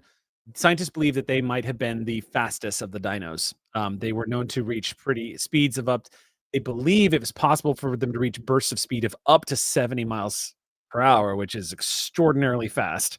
And I always loved that as I was a kid. But honestly, I think something more like, I've just become such a fan of, to no surprise, prehistoric aquatic animals, and seeing the evolutionary lines of the evolution of whales and whatnots. And plus there's so much, it's so fascinating to read about how the theories of the ocean were impacted by the great extinction events, particularly at the end of the Cretaceous period. It's fascinating because a lot of people think, oh, well, creatures in the ocean would have a better chance of survival, but they forget that the acid rain that followed a lot of the destruction of the upper atmosphere caused that to be something of a challenge. But suffice to say, like, I've always been interested in that. I think I'll just default and say plesiosaur. I love me a good plesiosaur. I love that I got to include them in our intro for Legacy of Silvercreek. And I made sure that it was included when Sam's name came up on the credits, because I figured that was just like proper, because ocean and stuff like that. So Sam's a big fan of that. So don't pick Megalodon unless you're ready to fight Jason Strath. So I do love, so interestingly enough, the Megalodon was actually in our last Dinos Facts, because the Meg did not exist till long after the dinosaurs were dead. But the Meg was actually quite big. They actually were quite large. An ancestor of the great white. Fascinating creature. They weren't small either. A lot of people don't know that part. Yeah, They're both big and not small. And they lived in the ocean, believe it or not. Ancestors of the great white. Also swim and had gills. But they can't solo Jason Statham though, and that's fact. For a split second, I thought you were going to say it, but they can't sew, and I was like, that too is true. Yes, they have not found a fossil. Evolutionary. So what? I'm still a rock star. So plesiosaur, but in reality, I'm probably a hattie. I'm probably a hadrosaur. Yeah, I can see that. I'm probably a big duck-billed dinosaur that weighs close to 15 tons that could kill a T-Rex with its tail if it needed to. But for the most part, it's just chill as fuck. And it's just like, yep. So next question for everybody. What is your favorite GIF of yourself? I'll take the first one. My favorite GIF of myself to this day, and it's the one that I use the most, is somebody made a GIF of me. Yeah, the one that I saw used the most was me dancing as Jiv on the dance floor. Which was a lot of fun because you have to understand in that particular moment, there's two things that horrify me that as social anxiety I will never do in front of people: sing and dance. And in that moment, I was like, die, Eric, die to this. You're Jiv right. You're Jiv right now, and Jiv is going to get the fuck down, and no one has seen it. So, but actually, my favorite GIF that I've used more often than anything that has kind of come to be special to me is me doing when Luma looked across the way and saw what's her name that she had competed against. You guys were at the club, and they made eye contact for a second, and she just threw the C6 symbol at her. That's probably my favorite GIF of me. Do you guys have one? I don't know if it's a favorite, but it is one that caused quite the uproar at one of my old jobs. I did not know people could just make GIFs of other individuals. That was not something that I was aware of when I first started doing actual plays. And I don't know why, but a character of I do know why. It was because I was being a goober. I don't know why, but I was playing like a barbarian with like 20 strength, and he just focused on working out all the time. So when he was traveling, he had a shake weight. You can go. You can see where this is going. Oh no! And I think it was like a Christmas one shot. Oh no! So like at the end, everybody got a present. So he got 2 shake weights. 2. Oh boy! Like, I'm so happy. Oh no! So Immortal. I go to work one day and This will be a little extra for anybody who watches the VOD on YouTube. Hello, everybody. Good evening, everyone. Welcome to Controversial Truths. Tonight, we're talking about the very difficult fact that most white and we're America back. has trouble accepting. Oh, are we back? Yep. Oh, okay. Then I won't say what I was about to say. We don't do that here. Yeah, we don't do that. You are in fact. Yep. There we go. Are in fact, Memory usage. Memory usage. And dinosaurs. Dinosaur results. Someone was searching dinosaurs. No, that was me. And Noir, we can't see you on this end. Mhm. Yeah, black screen for Noir. Oh yeah. I will be back in just a second. Okay. God, Cool. you just memorize what I look like. It's the same. Okay. Just I imagine. think of you often in I was just VOD. telling Noir that the very first time I saw Noir on Twitter, before anybody had retweeted or anything, like I saw it through a retweet before I even know who Noir was. Noir was singing a song called "Everything." I don't know what the name of the song was, but the name of Everything is black and gay. Everything is black and gay, which I loved. It was such a good. Like I listened to that on loop for so long.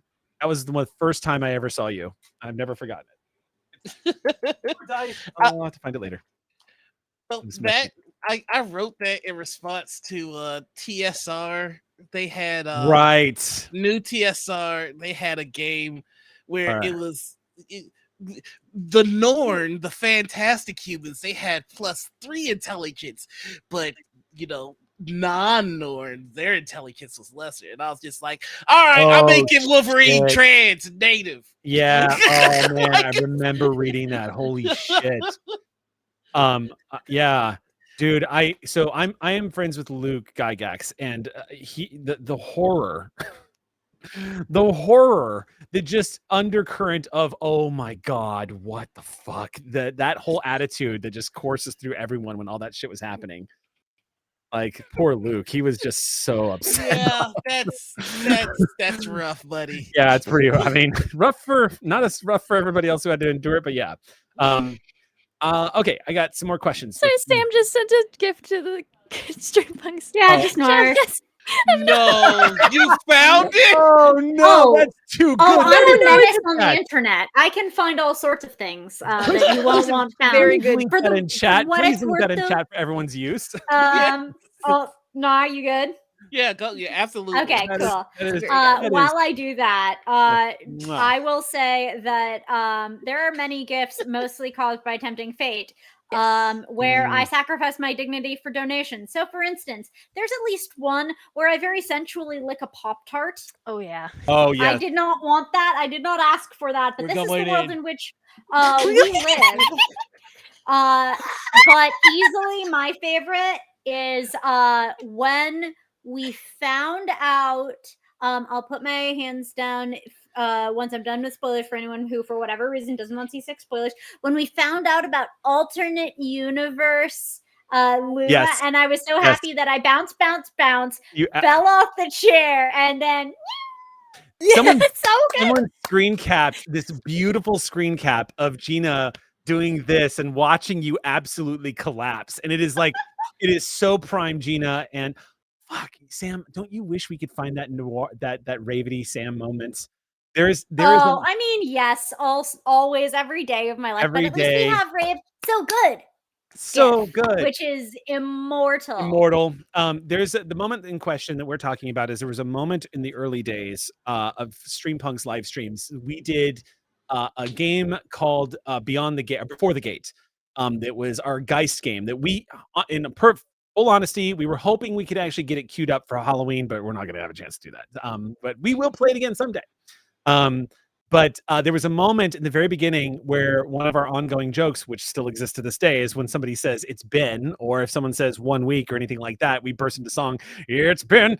And Ravity caught on to it and joined in on the fun. And by that point, she was not aware that Sam had already fucking had enough of this shit. So there was this moment, it was like in episode 2, where I said it's been, and Ravity immediately just went, it's been, and got about that far, and Sam got right into Ravity's face, and Ravity just went 1 week since we went. It was like recall. So it happened all at once on screen, and it was the funniest fucking thing. It was the only other thing that was funnier than that was during Shield of Tomorrow in our Mirror Universe episode where Gina and Xander put their mustaches on and then Best looked thing at that's each ever other happened on a and stream. in perfect unison busted their asses up laughing when they stared at each other and fought so hard to keep their mustaches on. It was the funniest. It's beautiful. Just could not. There was nothing. I've never seen the synchronicity in play like that ever. It was absolutely amazing. That's a one, and that GIF can be easily found to this day. Just absolute magic. Okay, so mine is probably it's the I am an artiste from the early days of me streaming. I am an artiste where I was probably drawing something extremely silly and like possibly even chat hug adjacent. Don't know, but I said I am an artiste, and it has been gifted, and it is probably the most used one of me, but it is also one of my favorites. I think there's also one of me that's saying put it in a GIF. It's legally binding, and I say that all the time now. Yep. What I love is That'll be it now. Chandra and Sam basically just did in chat what Xander and Gina did in the GIF. All right, next question then for y'all is from Adventures of Tony, who said Streampunks Magic Stream win. I have stepped away from Magic. I can't do it anymore. It just eats money. It eats money. There are lots of lovely fantasy systems that you need to know. I like these people. I want to be friends at the end. Sam will literally strangle somebody. Gamer Blue question: any possibility of Noir GM run a Power Rangers one shot after the strike? I guess that's up to Noir. You're on the spot, Noir. You need an answer, Noir. What's going on, Noir? No, go ahead. It's legally binding. It's legally. I have one written already. Nice. The Power Ranger system came out, and I got super excited. And so I found where we would fit into my homebrew world. But the problem is I don't understand the system. Fair. That's fair. Oh, We man, have y'all are some finding all the friends who gifts. could help with that. We had a couple Streampunks and Extended Punks were in an actual play for the system. Xander would So- be the one to ask too. Xander would be Yeah. down. Who was the person to whom I was alluding? I didn't want to name drop someone as famous as Xander. Oh, I'll name Conrad, drop but Xander. yeah, I'm gonna Xander's totally- on right. Well, don't drop it, bring it back up. Anyway. Okay, can we get a stream of Sam playing Magic the Gathering against a willing opponent, rather better understanding? Okay. If anybody wants The to thing is, volunteer I'm that- not good. I haven't put in the flight hours to familiarize myself with everything that would happen. It's just that I know what I would become. The same reason I avoided playing World of Warcraft in college, even though my roommate was doing it, because I knew it would eat up all of my time and I would have a problem because it would just become my source of dopamine. Mhm. It's just not. If I did it, and this has happened once, so I know. I contend he was a sore loser, though. He just didn't like that a newbie was kicking his ass to the wall. But that's someone no one on the stream knows. It's just probably better. Like, I don't play board games. I get competitive. I like cooperating with my friends because I like friendship. I also really like competition. I genuinely enjoy it, and I compete with all of my heart. I try to throw myself into everything that I do. That's not the way that I want to interact with my friends, honestly. I will just go too hard. Have y'all ever known me to do anything halfway? I could totally see Sam having a infinite turn engine in a blue-black deck. Yes, I would love that. I would love to Yeah. do it. It would feel great. Like the same thing that I brought to competitive athletics, I would bring to Magic, and When like I that's not a get vibe. That's not fun. Brazilian Jiu-Jitsu trained, and I also get myself to California in a safe way. We are allowed to be competitive. I mean, but also I know I would only be able to go so far with that because I'd absolutely like figure out whether or not if I just sublux the shoulder a little bit, can I get out of the hold? Like that's the thing. I can only go so hard. Yeah. Yep. Like the more I think about like what decks Sam would have, the more I'm like these new Doctor Who cards. Like there's a spoiler for the new Magic set. There's a card called Gallifrey Stands that basically says you can just drop a doctor from your hand onto the field, and if you have 13 doctors, you win the game. It's just like I texted Gina. It's funny because I texted Gina just out of nowhere last week because they announced, no joke, the Jurassic Park Magic the Gathering set that's coming out. And I was like, you can now play Jurassic Park deck with elements of Mordor and Missy from Doctor Who, all in the same deck. Oh, if you just absolutely want to just go absolutely berserk. Have you heard that they just announced the Princess Bride and Ash of the Evil Dead series? Yes. So Magic is just they're like it's gone cuckoo. Yeah, it is familiarizing itself rapidly with the shark. It sounds. Yeah, it is definitely. They're looking to take vertical action with respect to a marine animal. Next question is Pillow Fort question. What is your Pillow Fort reminder? No, I'm not minding. I'm not mining for ideas for the next Pillow Fort reminder. What is our Pillow Fort reminder? I know that when we have moments in game, Sam, in particular, is very good at slapping an O up in chat to make sure that everyone is okay. We had one very.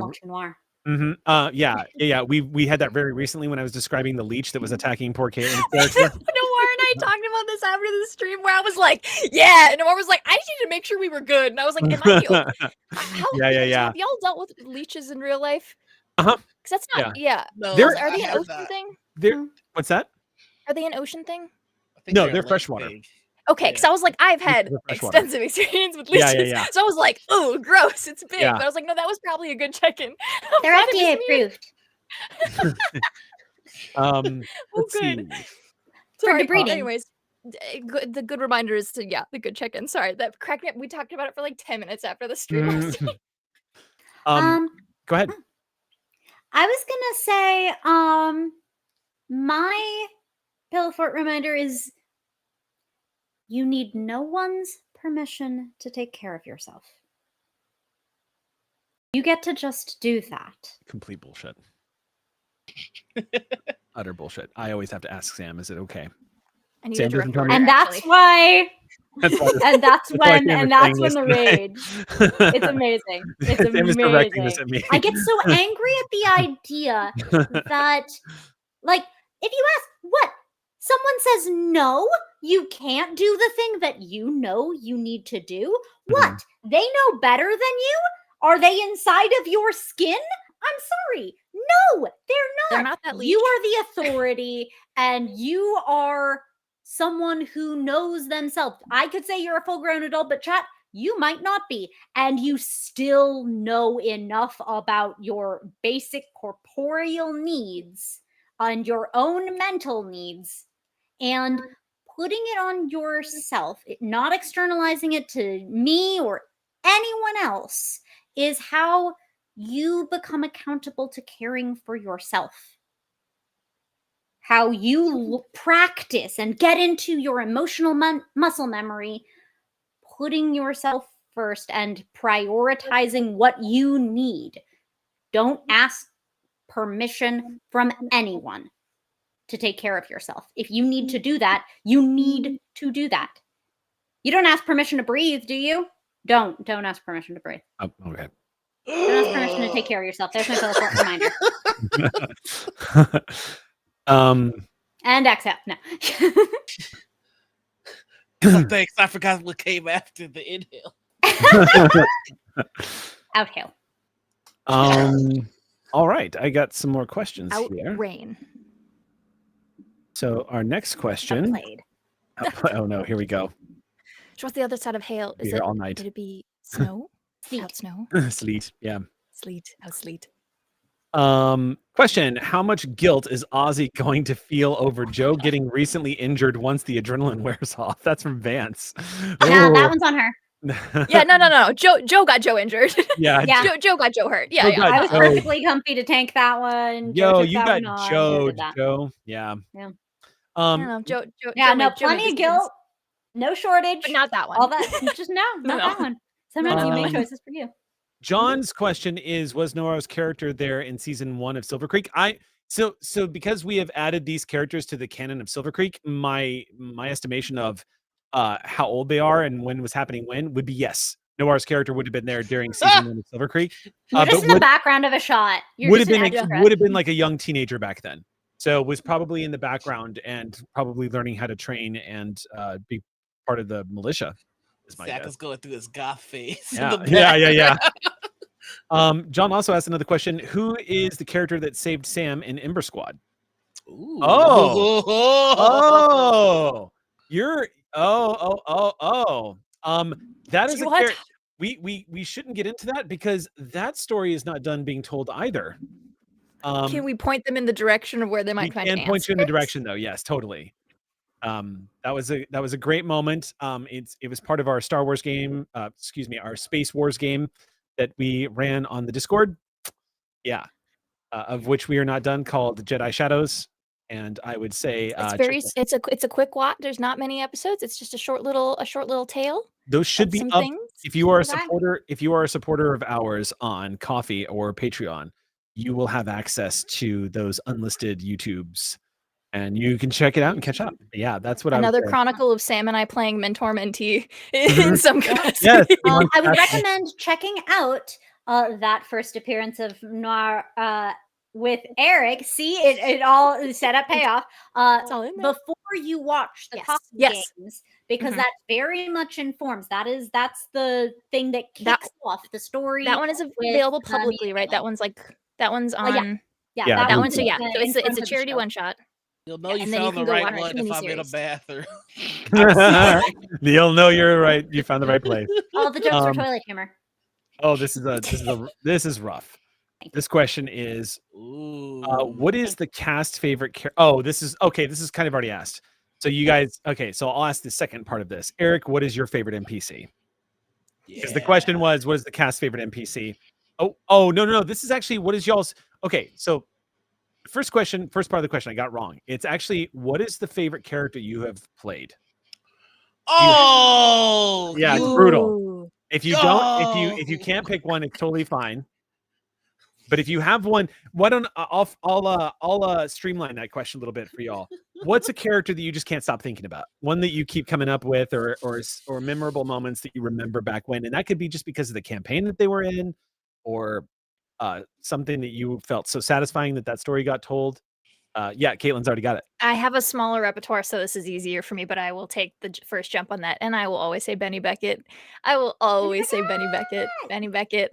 As Sam's character Power called them, plays Benefit Beckett. cheating. Do the Streampunks one. Benny Beckett's I've only done like 2. No, I've done a couple now. Yeah, Okay, you've done a few. You've done a few. Okay, so I but limited also it to y'all go Streampunks. watch Power Play. Seriously. We love Power whoever Play. wins initiative dropping the link to the Althaven playlist from YouTube in chat, I will appreciate you, but watch Power Play. It's really just so freaking sick. Okay, so we're limiting this to Streampunks? Well, okay. Yes, stuff in this side of the family. I will cheat and do GNS if I want to. Yeah, no, GNS, Streampunks, Power Play, all of it. What's the favorite cast character that you have played? Or moments that you've had? Tig, then. Really? I really like Tig. She's like so Tig's outside of my wheelhouse in like such a weird way. Mm-hmm. I had a lot of fun. Her story is really, I know we talk about she kept being kind of the center moment. of it, but there's so much that like never even came out. And like I had so much fun building her like horrible little mindscape that she exists in, this little like prison she built for herself in her own mind of like what is allowed and like what she has to do and stuff like that. So she was really like a challenge to make and a challenge to play. Mm-hmm. And I had a lot of very fun like epic moments with her that were just I think of her often. I like Tig a lot. Talk about memorable combat moment too. Like damn. For sure. Yeah. You got one more? I don't know if I'm allowed to post links. I post a Power Play link and it's just like no. All right. Try to win. Oh yeah, listen, it's a little bit of extra Sam. Of course I'm gonna go for it. All right. All right, I got 2 because I'm breaking the rules. One, I've got to go with Doc Albright. I don't know how. I mean this with all the love in my heart. He is like, to me, the most useless character to have with you in the Aliens universe. It's so much fun. Like he's got 2 hit points, and like he's not gonna outrun nothing. He's not gonna outfight nothing. He's not gonna outthink nothing. But I feel like it worked. Oh my goodness, yes. He's like one of the most powerful characters in the game. Probably, this is not an exaggeration, probably one of my favorite RPG PCs in anything I've ever seen. Like so correct. Like as ever. a piece of like writing, easily one of the best RPG actual play PCs of all time. And I'm not exaggerating. There you have it. And my second answer, because the question was, what's a character you can't stop thinking about? I can't stop thinking about Doc Albright because one, I'm ready to like, I'm excited for that like conclusion. But I also can't stop thinking about Stucky. And that's because y'all won't let me. We're not allowed. Yeah. But seriously, I miss the heck out of that boy. It's weird. I miss the relationships more than like everything else. Yeah. Oh yeah. Absolutely. Yeah.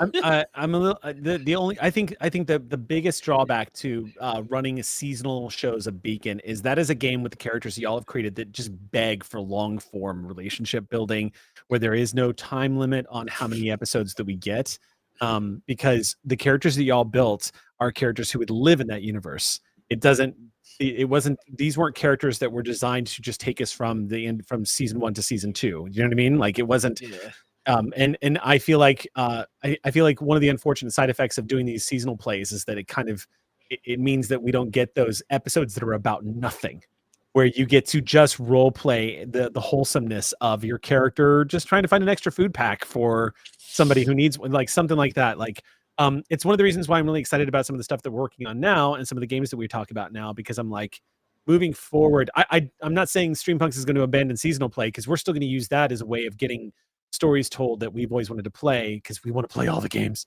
But it is like I can say that we do miss long form for sure. Yeah. I think in a weird way though, I think that kind of works for the Doctor, because like you're not supposed to be wholesome in Aliens. Like it's just not a thing. No. No! Did we break the rule? No, Did we break the very scary edgy game? I guarantee you, Ridley Scott wants to introduce wholesome characters and put them through Alien. I guarantee you. I guarantee you that man is you are exactly what he's looking for. I mean, in all seriousness, the horror is a crucible that reveals character, as it usually is in that genre. It is, I always say about in the context of space exploration story, but it is easy to be good when being good is easy, and Alien is the opposite of that. You get to see who a character truly is when the chips are down and they are they're facing an existential threat to their own being. You will see whether they are willing to betray, whether they are willing to help. Who is this person? By seeing them in the most extreme possible moment. So like putting someone ill-suited for an environment in that environment. Story juice. It's delicious. It's the best story juice. It's so good. Ugh, it reminds me of like every time we ever had somebody, like when you think of the original movie Alien, like you're kind of taught right out of the gate that you're not going to like Parker or Brett. But by the end, Parker's death really hits hard because he is a good guy. In the final moments, he is 100% like the good guy that you always wish you'd gotten to know. And he makes a sacrifice. And it's like, those are the characters, like, again, Ridley Scott just kind of is really good at saying like, yeah, this guy's an asshole. No, he's not. He's actually great. And that's why you don't want anything to happen to him.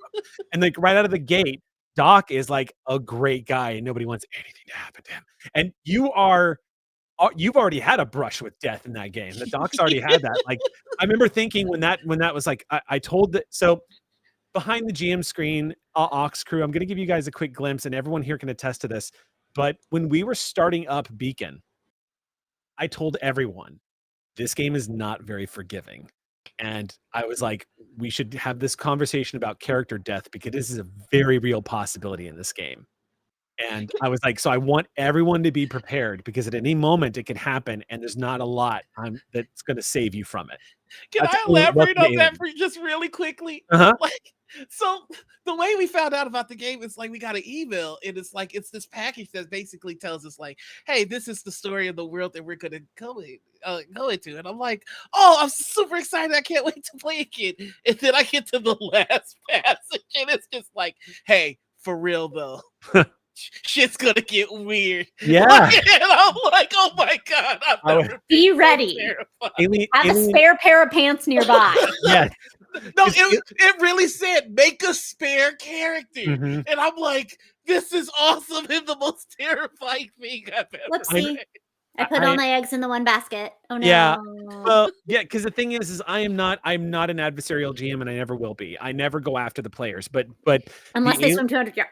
Unless they swim 200 yards in a negative 30 degrees Celsius water. I will tell you about Louis Pruitt. Yeah, essentially, like in order to capture exactly what the universe is, you can't abandon that aspect. So much of the themes behind that entire universe is reminding us that we are so tiny and there is so much out there that we do not understand, and Alien kind of banks on the whole idea that humanity is simply not prepared for what it's going to encounter when it goes out into the great black of space. And those those Cthulhu-esque vibes of like unlocking things that are far too big for you to fully understand. I was like, whatever we do, Beacon's got to capture that. So I did tell everybody, I was like, just so you know, like, this is a game where, and we almost had a death spiral. Like, we almost lost Tig. Like, we were a die roll I away put from myself in Tig. bad situations that she's built for on occasion. Yeah, yeah. I mean, it was that crit roll against Tig could have been it. Oh yeah. Oh And yeah. it was amazing because I was like, oh my God, I think we're gonna lose Tig. I think we're gonna lose Tig. And that moment, and when there was a moment where I thought we were gonna lose Doc for a second. But I was like, but in my mind, I was like, no one's gonna be happy if anyone goes. But I was like, if we lose Doc, Sam's gonna Game show up over. at my fucking Show door. end. We gotta Game retcon. over. We gotta start over. Game over. We have to start back from the beginning. And do Yeah. it again. Reload gotta our go save. back in time. We have to F8, load the quick save. Honestly, real talk though, I would love a Terpiga with a save scum mechanic. Yeah, I was gonna say that would be so neat. That'd be really like I've seen time loop in principle. Mhm. Yeah, I know. I it's so funny. I have Eric and Noir in a column on my screen. So I just saw the time shenanigan people just kind of looking a little bit off camera as I said it.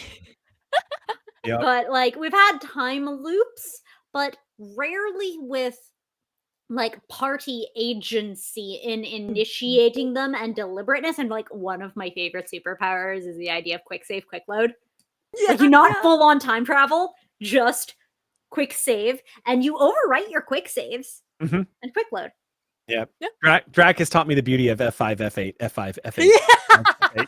That's so F8. messed up. It's F9 in every other game I've played, and now they make it F8. Anyway, it's fine. Mhm. Moving on. Yeah, I do exactly. wanna The say Omega that- 13 device, totally.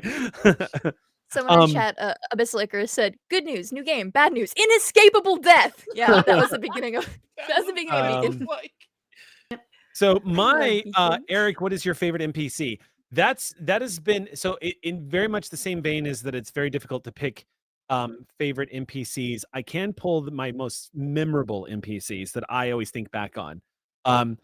Probably the one that I think about the most, believe it or not, is probably Kylan Kraus.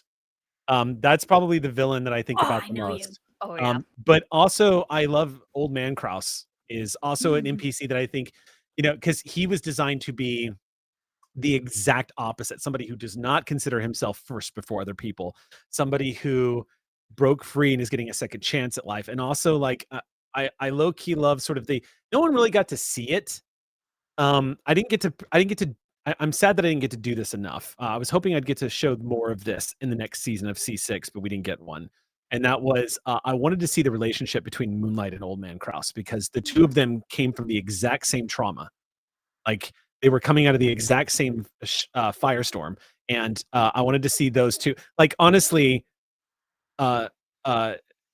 Uncle and Old Man Kylan and Sal and Moonlight, like those four characters, I saw in my brain, those four characters are going to become a family and end up living in the same household. That's how I always saw it. Like I always imagined in my head that that's how that was going to wrap with those I two. wanted the other horsemen a bit more. Oh man, the horsemen were so much fun. They were I know that so much fun. What Yeah. was his face, Darius? Are you talking about the scientist guy who like used poison and No, stuff? no, Jerome. His name not is too Jerome. many PhDs. Too many yeah. No, the horseman, Darius, the one Um, with the prosthetic, remember? Oh, And right. Lacey had a Oh, beat with him. right. And there was Yeah. like room there for like Oh, a character. yeah. So And like, Mhm. talk about things that had Yeah. season 4 been a thing that existed. I remember him. So I designed him specifically.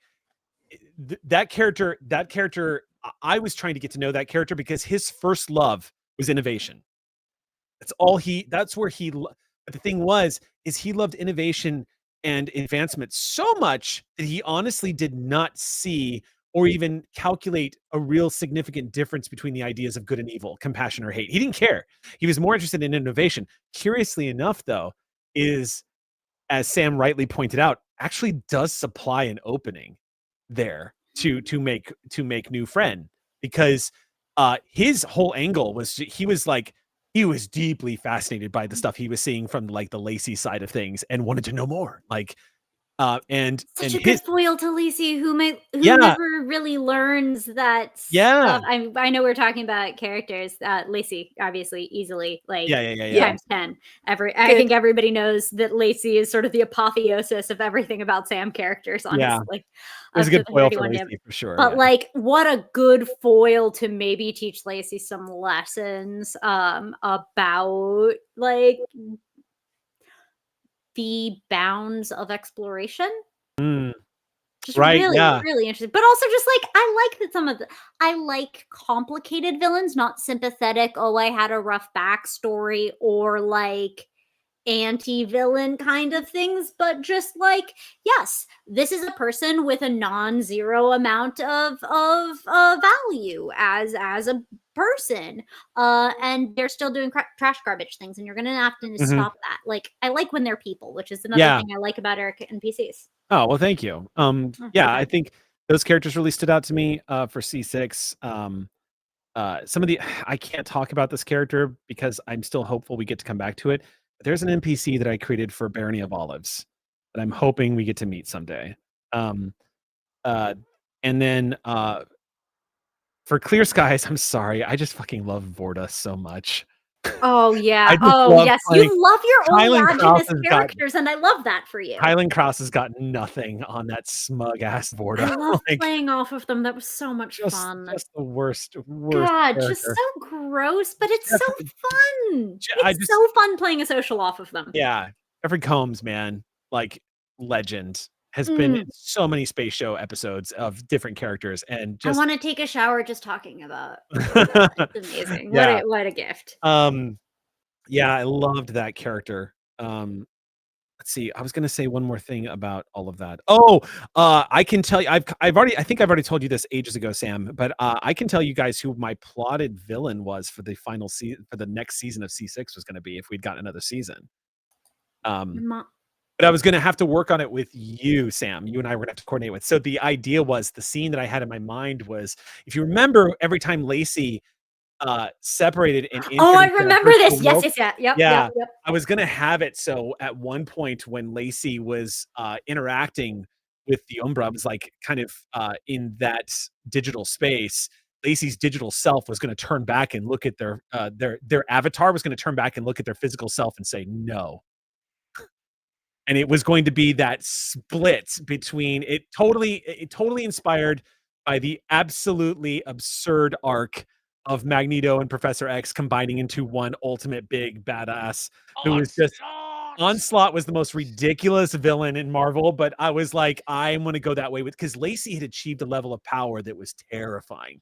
And Oh my gosh, that person only is not the worst thing ever to exist because they were Lacey. And so if you take bits of Lacey out of Lacey, I mean, think about what you could do to a financial system, to like basic infrastructure for water and electricity. Imagine like if planetary scale. Yes, imagine if Endgame Ultron was in a cyberpunk setting where everything is digital and virtual. Like, there would be almost no stopping that character. And so, and Sam and I had been talking a lot about how Lacey's anchor to humanity was Luma.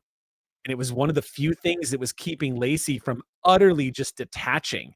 And if you go back and watch C6, you'll see we included specific moments where Lacey felt that cold detachment, where they were becoming more and more calculated and mathematical about just whether or not humans should even exist. Like, this side of Lacey that was getting dark, but Lacey always was getting too far away from Luma and just pulled back immediately. So the ending can only be the ending because of Luma and all of that good stuff, which, for the record, since we were also talking about stuff we'd want to do more of, like, it's funny how much I thought of Lacey the past few years, a character who discorporated and lives just through virtual. And like, the intent was that it would be sweet in a finale and grow bittersweet in a subsequent season, were that ever to have existed. Because I think, as so many of us realize, interacting solely through the virtual world brings tremendous advantages and tremendous costs, and you forget just how much you wish you could hug someone. Mm-hmm. Yeah. Gonna go there, huh, Sam? Mm-hmm. Gonna Well, go there. Yeah, I Sam am. only says Oh, 3 things, Teleport. so Teleport crew, where are you? I saw the just like the little person on Nora's lips, like, oh, I'm gonna mark down the psychic damage. I'm okay. I laughed Making so a hard note. when I saw Doctors and Daleks included new damage types, and one of them was emotional damage, and I was like, "Oh no! Oh, that's Deadly. so good!" But now here we are; it's official. All right, ask another question. All right, that is actually the end of the list of questions that I had. But so now, Ooh. we've got a little bit more time. We've got about 30 minutes left before we wrap here. So I want to. Oh, someone and I did see one other. did I you see remember one? seeing one other question. Yeah, I Okay. really scrolled to see if I could find it. I remembered seeing one more. Question: favorite moment or most memorable guest PC, not guest player, guest character. Guest characters are guest players are all amazing. So guest PC. Cobalt. I wasn't even in that game. Cobalt. Oh yeah.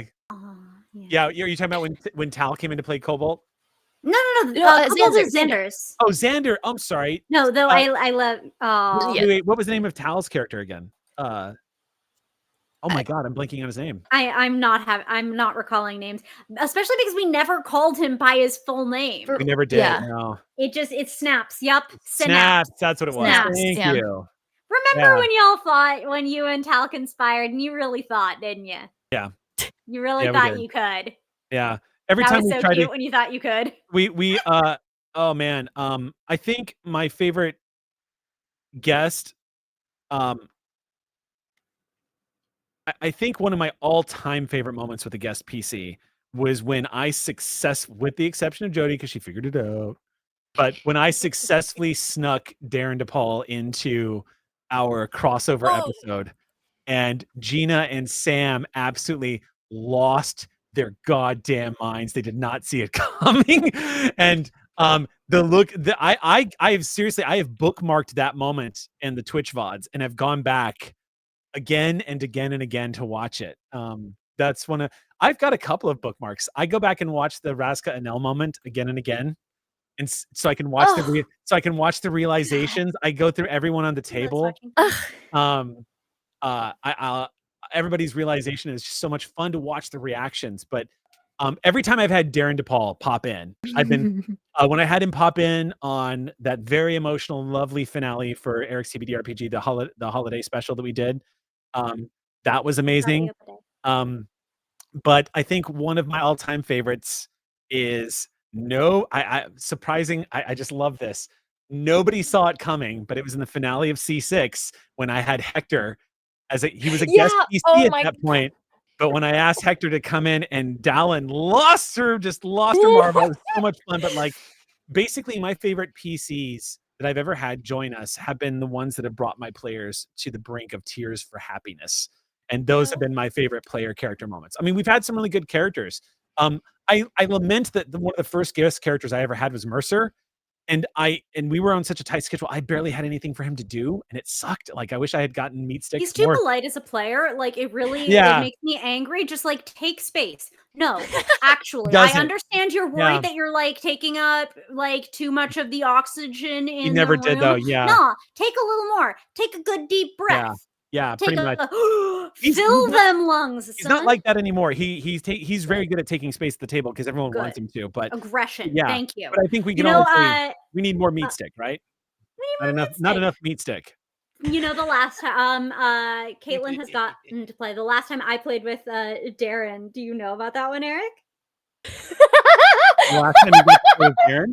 It wasn't with you, actually. No, because he guested on Rick's thing. He guested for a charity stream called Operation Nazi Puncher. And yes, chat, it is as cathartic as it sounds, but it also contains some of the choicest and rarest Darren DePaul. Like usually in video games or into Terpigas, there are a couple of flavors of Darren DePaul, and they are like monster scary or like big tough heart of gold, like we had in Eric's TBD RPG.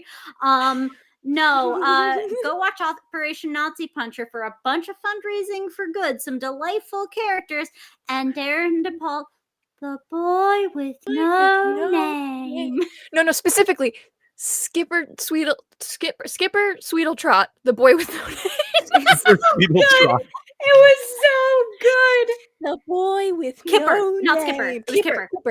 Kipper Darren is- Sweetletrot, he is the boy most- with no name. That guy is one of the most magical people. I mean, just the story of him and Matt, him and Mercer. And if y'all don't know that story, it's absolutely wild. So most of y'all here are critters and you already know the story, but Darren played a halfling character back when he was younger, when he was playing D&D, back when he was younger and he knew Matt's mom. Way back in the day. It was one of his very first D&D. I think it was his first D&D character ever that he played. Sprig, yeah. And it was so like absolutely stunningly magical to see him come back after meeting Matt and then learning that he knew Matt's mom and then like bringing Sprig back to play in Critical Role. Like that you cannot write that. That's just so good. Absolutely amazing. We were so lucky to be able to play with Darren, and Darren just got done spending his entire summer in New York with his lovely wife, who was on Broadway, performing on Broadway. Yeah, I mean, because that's what they do. Those two are New Yorkers to the bone, and they love Broadway. So, so successful. However much y'all think you know the success of Darren DePaul, just married to equal, if not greater, success in the theater side of things. So but also lovely. just what a consummate professional. If you're texting with him, send him my love. Every time I talk to him, he asks about all of y'all. He asks about Streampunks. He asks about you, Sam. He asks about Gina. He wants to know how everyone's Send him doing. an emoji. Okay, ask another question while I send him an emoji. Okay. The people I don't talk to that much. I send Tal a black heart every so often.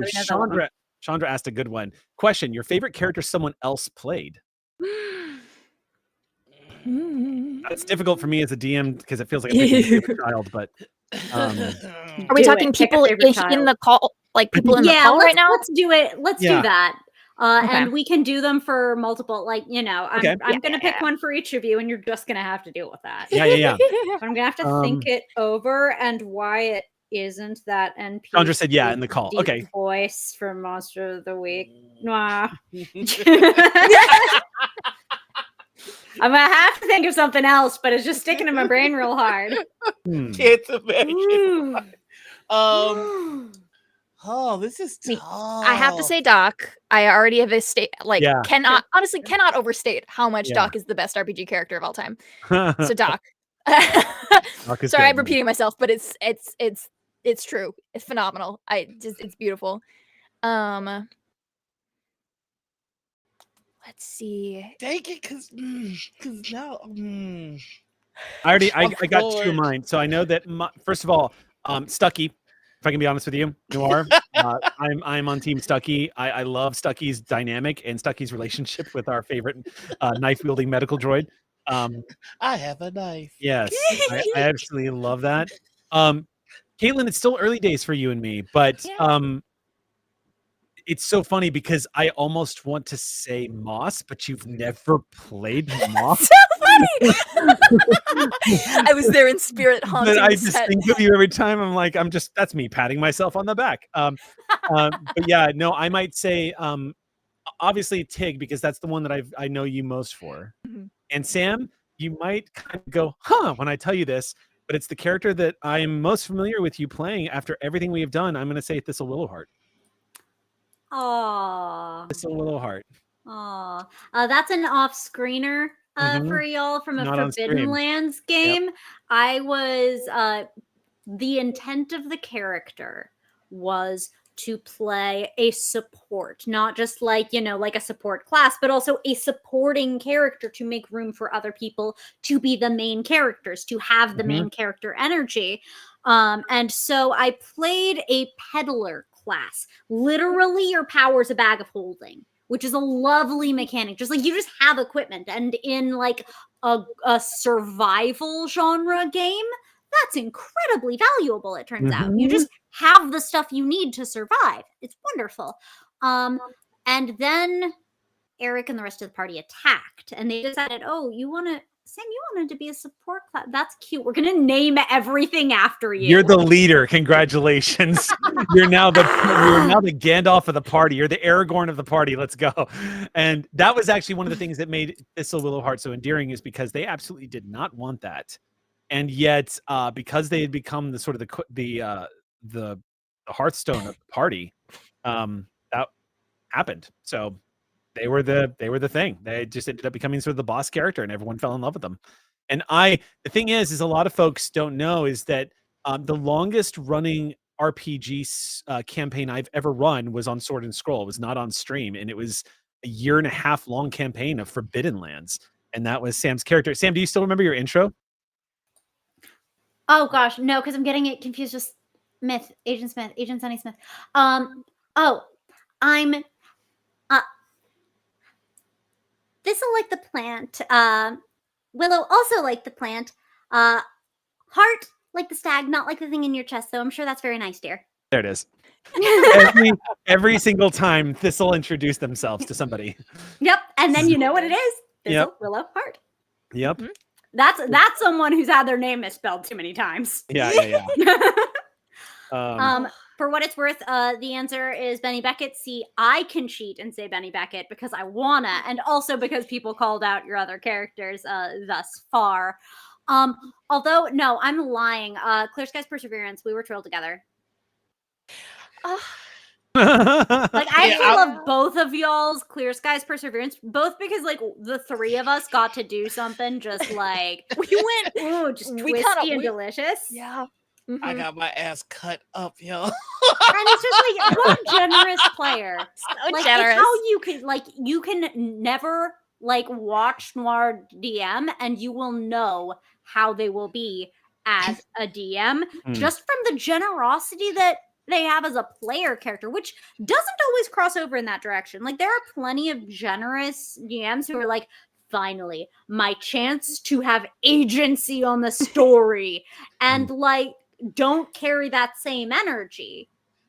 But Noir, absolutely. Like, you want to thwart me, go right ahead. Like, it's just such a kind play style for someone to be, but also like, I loved getting to really build deeply with you, Caitlin. I loved it. I loved it, so much. All right, I've got my pick. Here we go. Yeah, give it to me. I'm going Ty. I'm going Tig. And I haven't played that many more games with you, so I'm gonna pick Rion because Rion was there. Because Rion's literally the only character I played with anyone. But also, Rion is that dude. Rock. Like, Rion is great. I love Rion. Are you ringing my door at 4 in the morning? Go fuck yourself. You get enough graciousness to even answered, honestly. Rion took I had to get security. Rion took a lot of above board conversations, because playing somebody who's neurodivergent and who is also dealing with that sort of trauma of being liberated from the collective, I wanted to make sure that we were all cool, but it was a lot of fun playing the character for sure. Oh my god, yeah. Like, everybody had their issues, and it was so good to see, like, space show organization, like, being represented in these characters that are just like a mess. Yeah. Well, I know it gets hard with such a big table, but like whenever there were these little morsels of like character connection and like revealing piece, it was always so tasty. It was so good. More.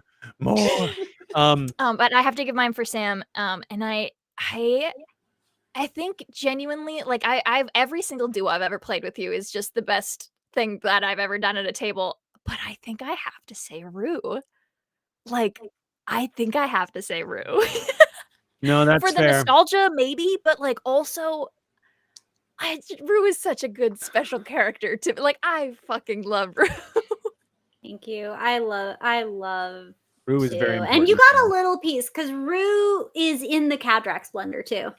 Yes. Oh, 100%. Yeah. No, and I like but Cadrax yeah, no, as a my character I've played with, but yeah. Look, I'll be on it.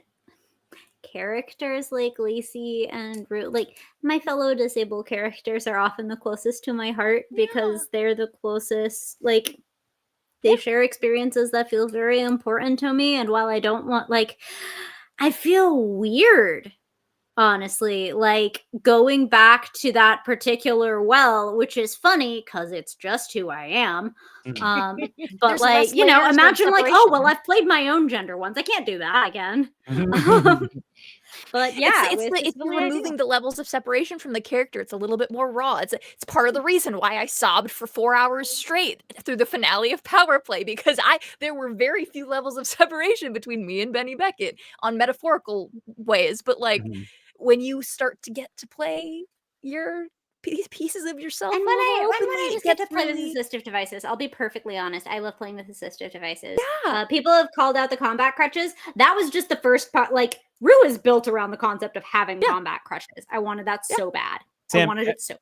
Have we passed the threshold where it's okay to tell the story? No, We'll never. Never. That one Yeah. goes to the grave. You Okay. take it to the grave, All buddy. right. I know you keep wanting to, but I guess keep what? wanting You to, but I can't. will strike it off. Nope, I will never. strike it off forever. Never. It will never happen. Okay. All right. So we got another question here. Will the final episode of Beacon just be a YouTube upload, or should it get a Twitch broadcast when the AMPTP folds? I'm knocking on wood. We haven't had that discussion yet, but right now it's looking like it's going to be a pre-tape and probably a YouTube upload. What we do right now over on Althaven is we have premieres.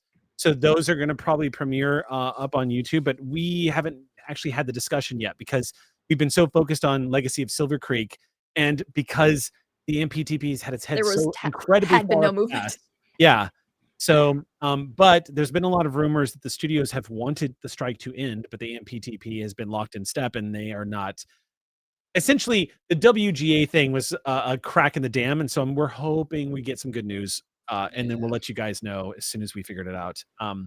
Bissell Icarus asks, do you have a character that is stuck in your head and won't leave, but you haven't had a chance to play yet?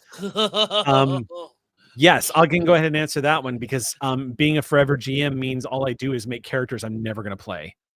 And I can tell you that the characters that I have made the most often is there is a character I've made like 20 times now on D&D Beyond who's a Gith Yankee sorcerer psionic named Zorvius. I got to play him very briefly in a one-shot, and I've got him rolled up on BG3, but I've always wanted to play him. There's also a D&D character that I've always wanted to play, and he I love stepping into D&D games and playing the most base ass character where everyone's queuing up like tiefling warlock of the elder ones or whatever, like everyone's shooting dragonborn and all like plasmoids. I want to walk in with just a human who earns his living because he's really good at dungeoneering.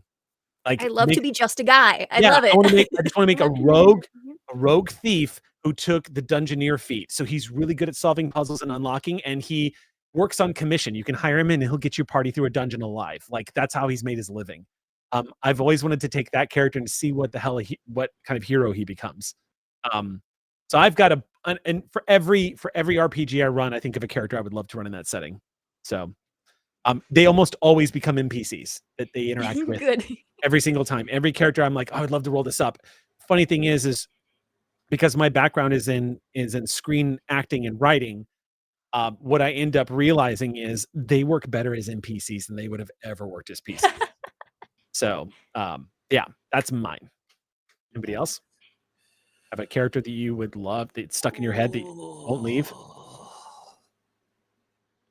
I have one, but she's so tied to the setting she was built for. I think And we like might be thinking the we're same talking, thing. we're absolutely talking about the same thing.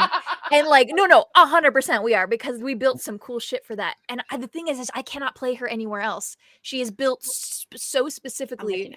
I got Are you allowed to say? I don't know. That's why I'm talking. I'm not sure. Just not knowing it. Yeah. Let's just hang on to it because we No, may I'm yet not gonna share cannibalize it, but- it for the other thing we might Exactly. do with that Yeah. stuff. Exactly. So let's just, This is, I have no idea what we're talking about. So this is No, yeah, fascinating. we'll get you in a second. No, but she's so I'm not gonna talk about her because Right. I wanna keep her, but she's built so specifically for the concept with which I built her around that she cannot be exhumed from that without some like a lot of the world coming with her. So I don't know. I don't know if I'll get a chance to play her, and I hope I do because she's such a little freak.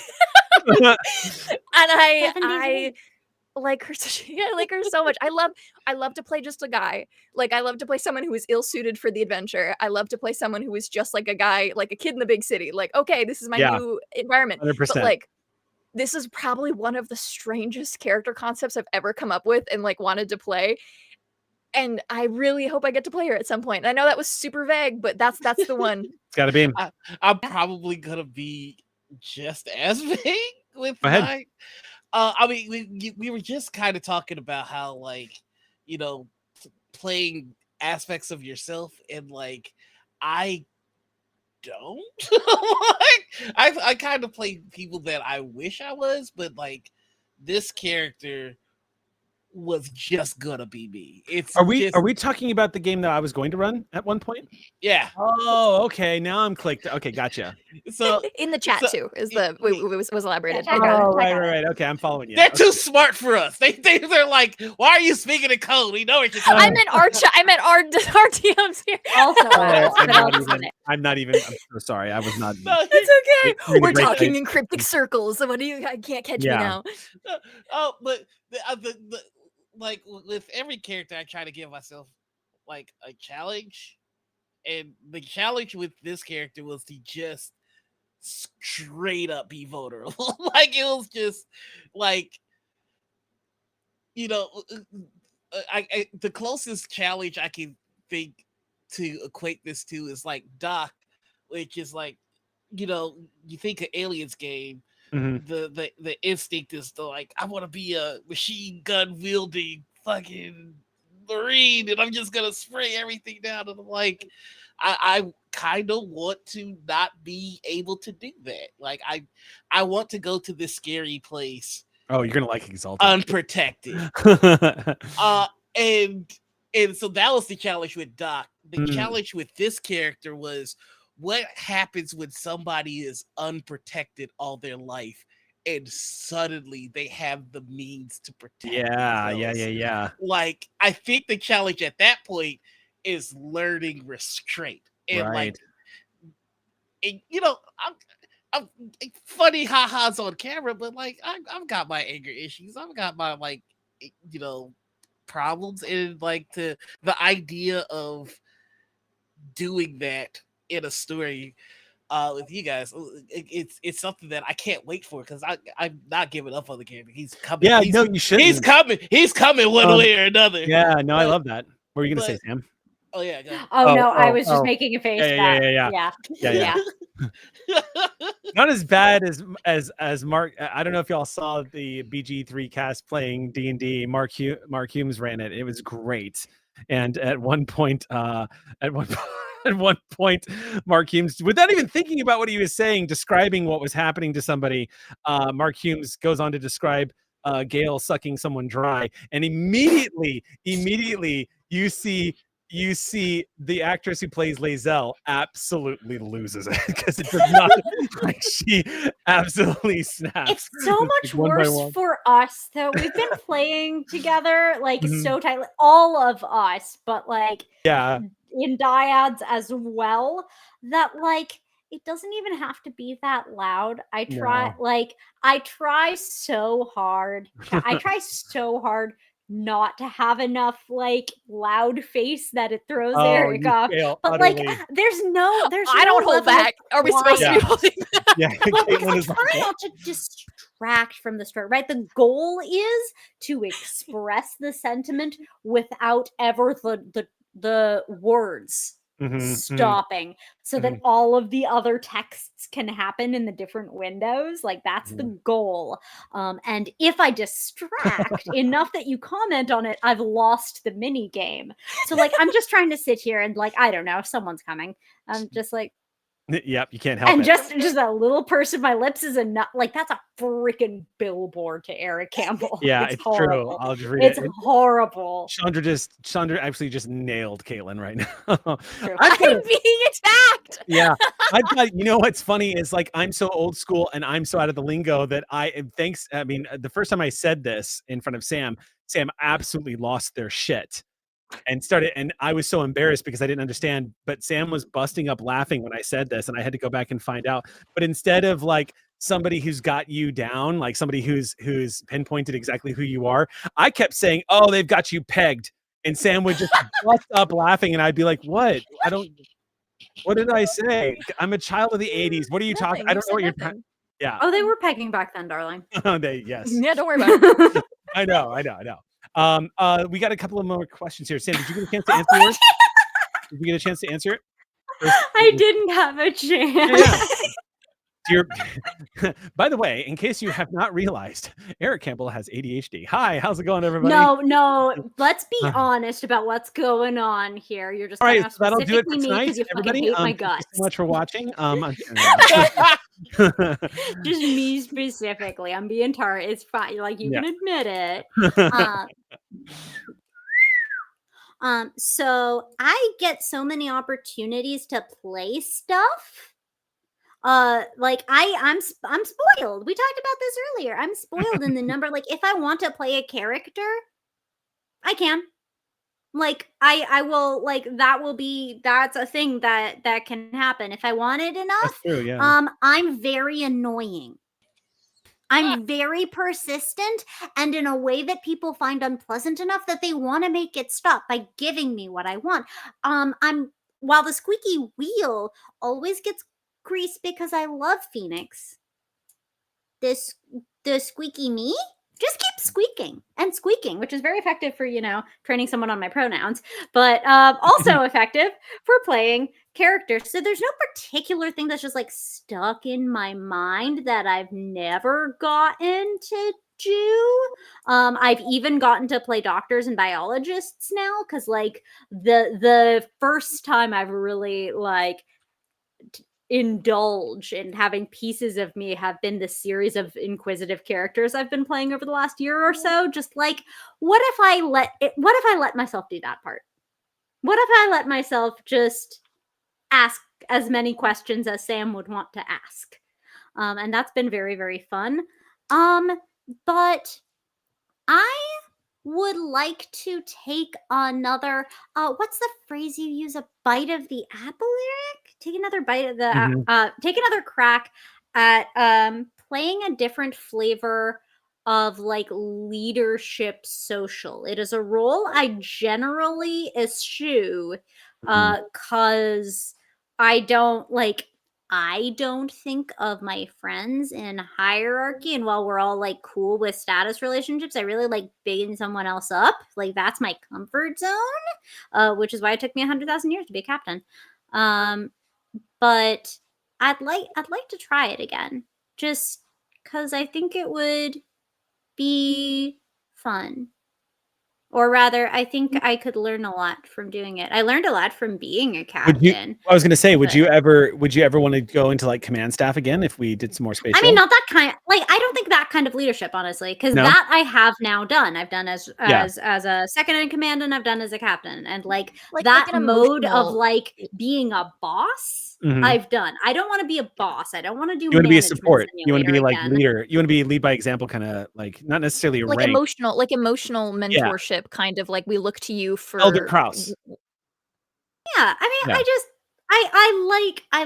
I like social. I like working in social situations sometimes, and I like playing off y'all in social situations. Like, I have two different GMs here. Like, they're both delights to play off of in social circumstances. And so, like, if one plays a social, one has the opportunity to interact more with NPCs than if one plays the fighty fight or the cerebral one. So it's not even about who I am. It's what being that archetype or that role lets me do with my GMs and with the world. That's fun. Yeah. Right on. Okay. That. Can I ask a question? Yeah.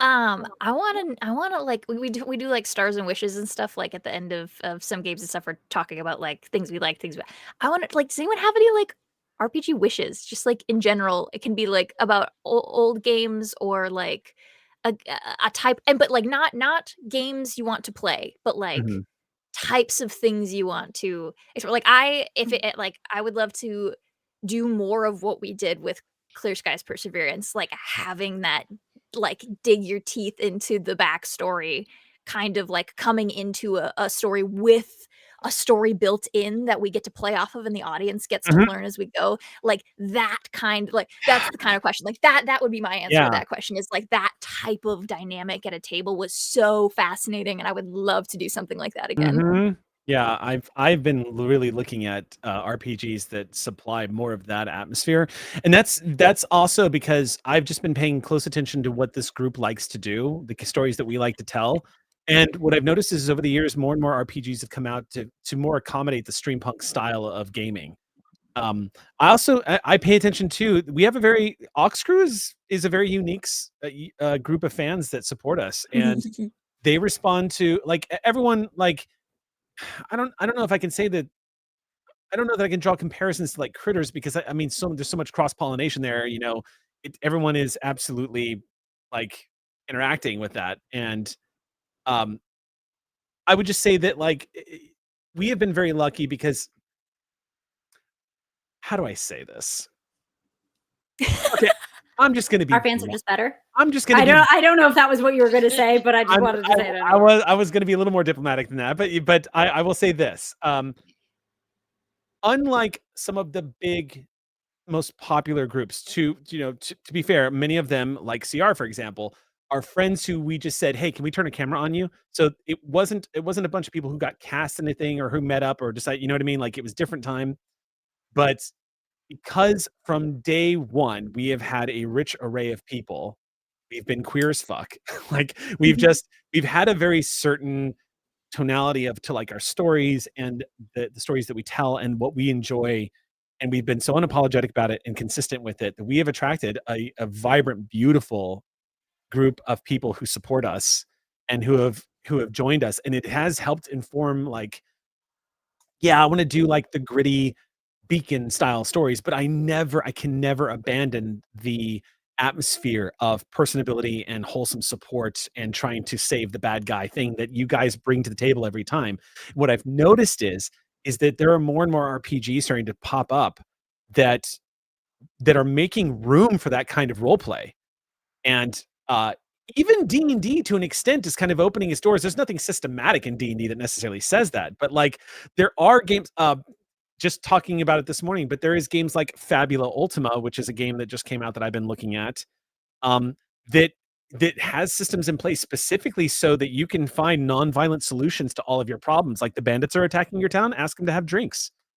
Spend this points, roll your socials. The bandit ends up cracking a joke. You laugh, you throw one back, and bam! All of a sudden, they ask, "You've got new guards to the town." Like there's all these different ways of incorporating a type of storytelling that we have always been drawn to from the beginning. And what I'm discovering now as we are getting deeper and deeper into like what I'm discovering is that for us, I'm really enjoying looking at the grittier, darker, more metal shit that we've been doing. But at the same time, I'm like, there's just stuff intrinsically that comes naturally to us that we enjoy, like what we did with Clear Skies Perseverance. And I'm like, I really want to make more room for that storytelling, where that sort of Studio Ghibli style storytelling, where sometimes the entire plot is, are you going to bake the pie in time for the party? And believe it or not, that might sound hopelessly boring to somebody on the outside, but the truth of the matter is when you play through the drama and tell that story and collaborate with one another, the stuff that comes out of that is absolutely extraordinary and magical. And Streampunks has the ability, I've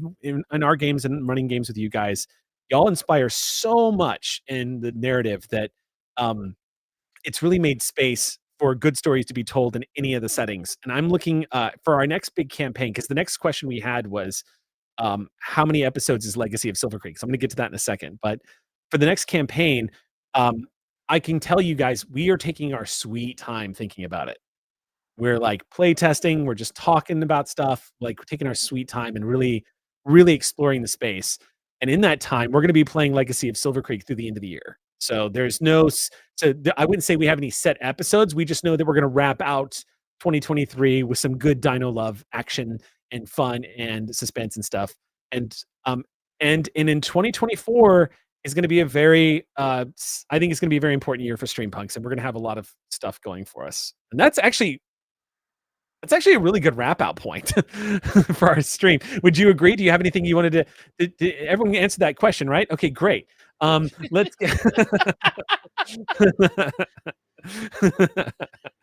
Sorry, I can't help it. You made it a thing, and so now it's a thing. All right, yes. But yeah, what were you gonna say, Sam? Let me toss it to Noir first. Okay. Because I think you didn't get a chance to answer either. Am I correct? I just said the wishes of like things that you'd like to bring about. Okay, yeah, this is one. This is an easy one. It's the TTRPG bucket list. One, have a character come back from like seemingly the dead. I think that's in the bucket. I have. Oh my god. Sorry. I have kind of like. I would love to be in a long campaign. That's been the other joy. Yeah. And I don't know, like I always wanted a character in a romance. But the funny thing is, whenever I try to do that with my partner, they're like, I'm playing a raccoon trash army man with chainsaw legs. And I'm just like, I love you, babe. I don't think it's gonna work. So I don't know. That's on the list. And finally, I want to jump out of a vehicle and have to figure out how to land. I saw Sam do that, and I'm like, well, that's on the list now. So that's my TTRPG bucket list. Excellent. Well, that'll wrap us out for the night. I'm sorry, I couldn't help it. Right, go ahead, Sam. No, I see. I understand how much I'm valued in this Streampunks organization. And don't remember. No. No, seriously. I'm probably going to give one of the more Sam / Streampunk answer I possibly could.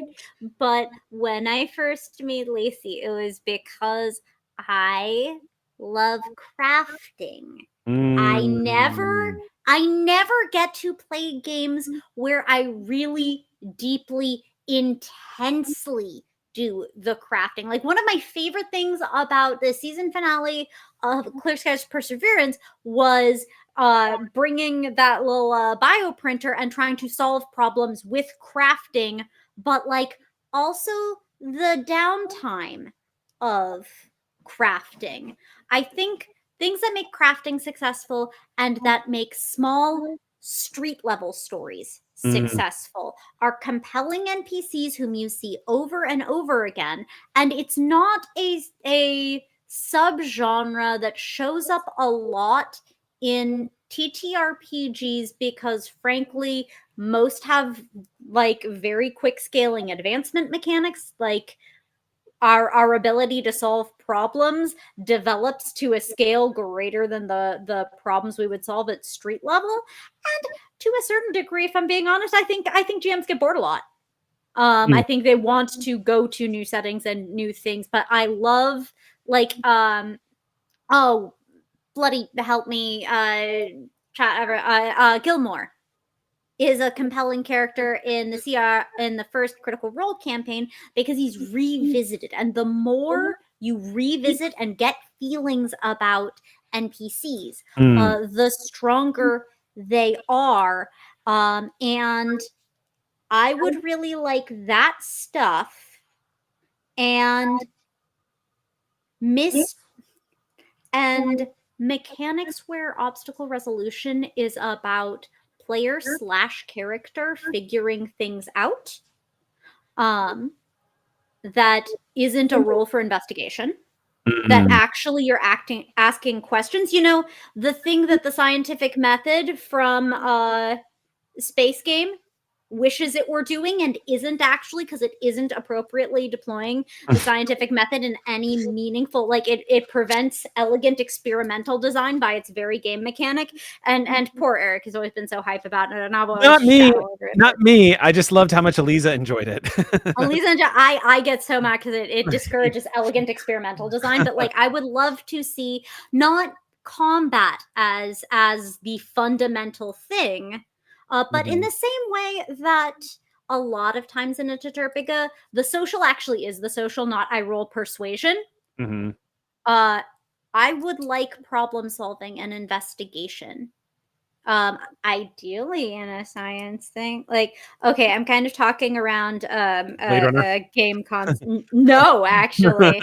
A science game that I started building with my stream chat like 3 years Oh. ago Oh. and never finished building, called Tree Ship. Tree ship.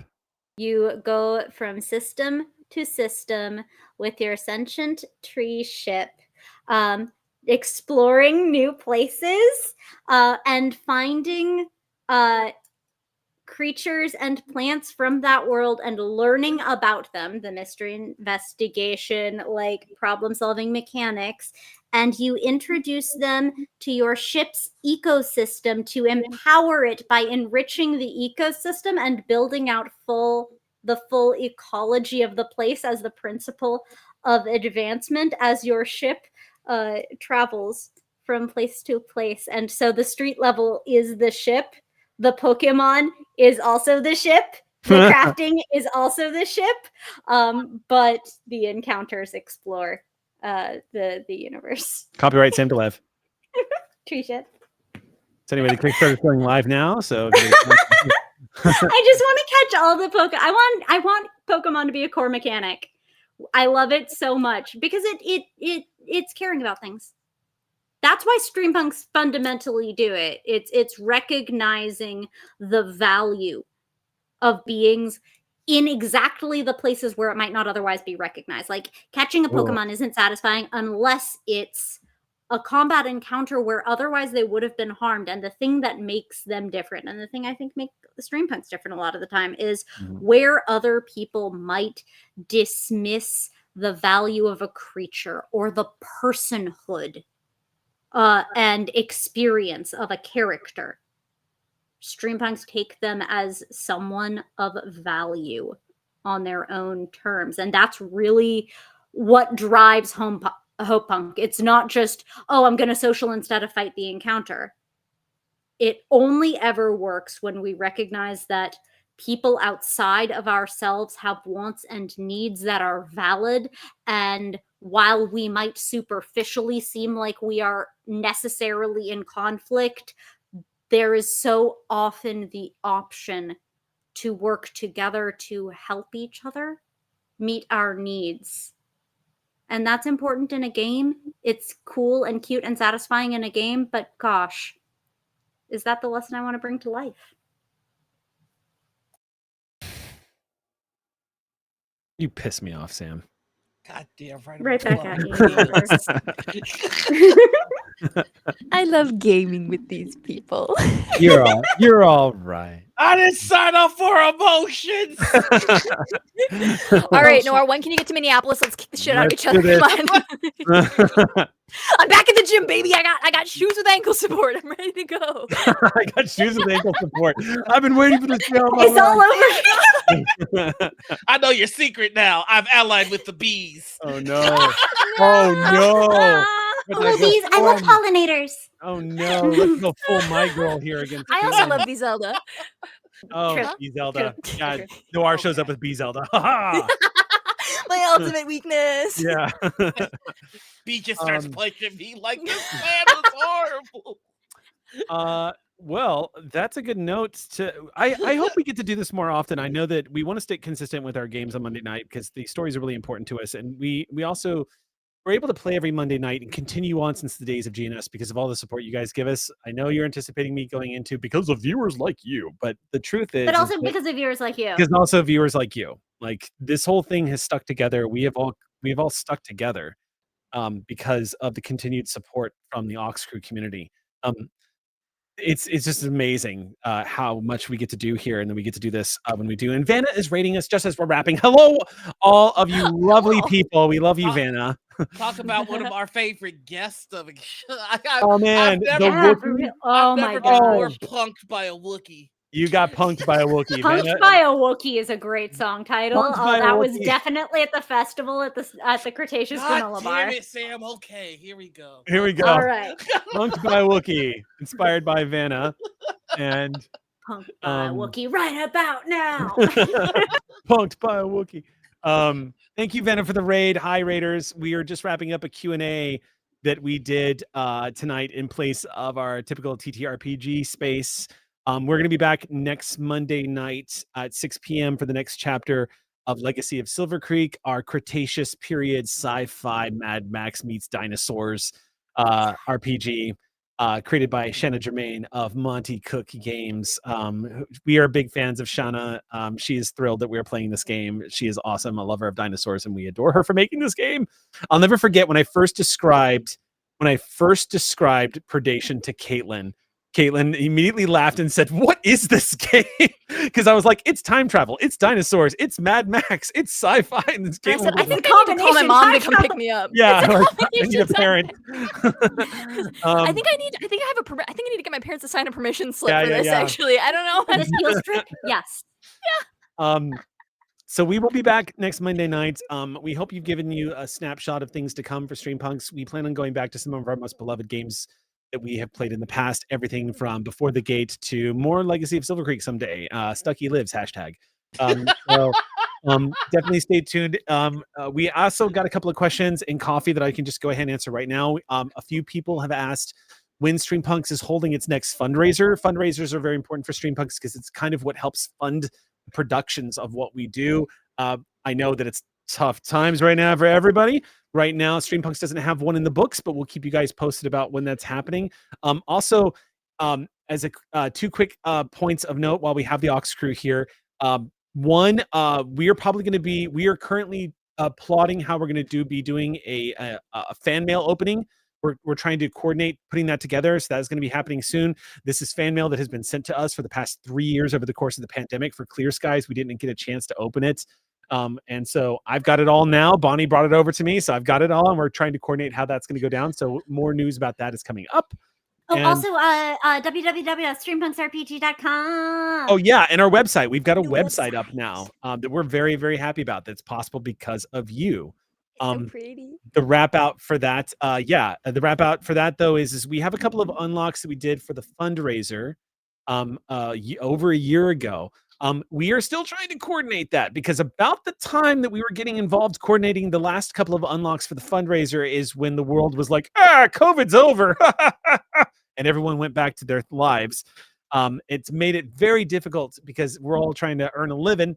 It's been made scheduling very difficult. So we're going to see if we can figure that out. And one way or the other, we will have some fun stuff coming up as fulfillment for our last fundraiser.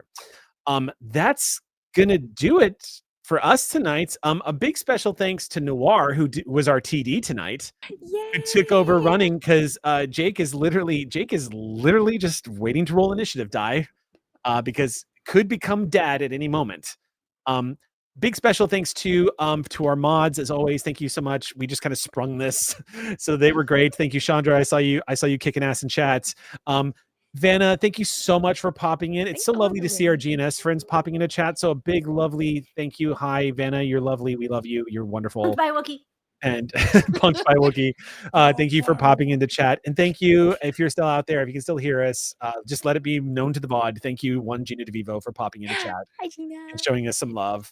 That's going to do it for us, y'all. Please go have yourselves a lovely Monday night. Get some rest. Take care of yourselves. Hydrate. And we will see you next Monday night. Until then, stay whimsical. Bye.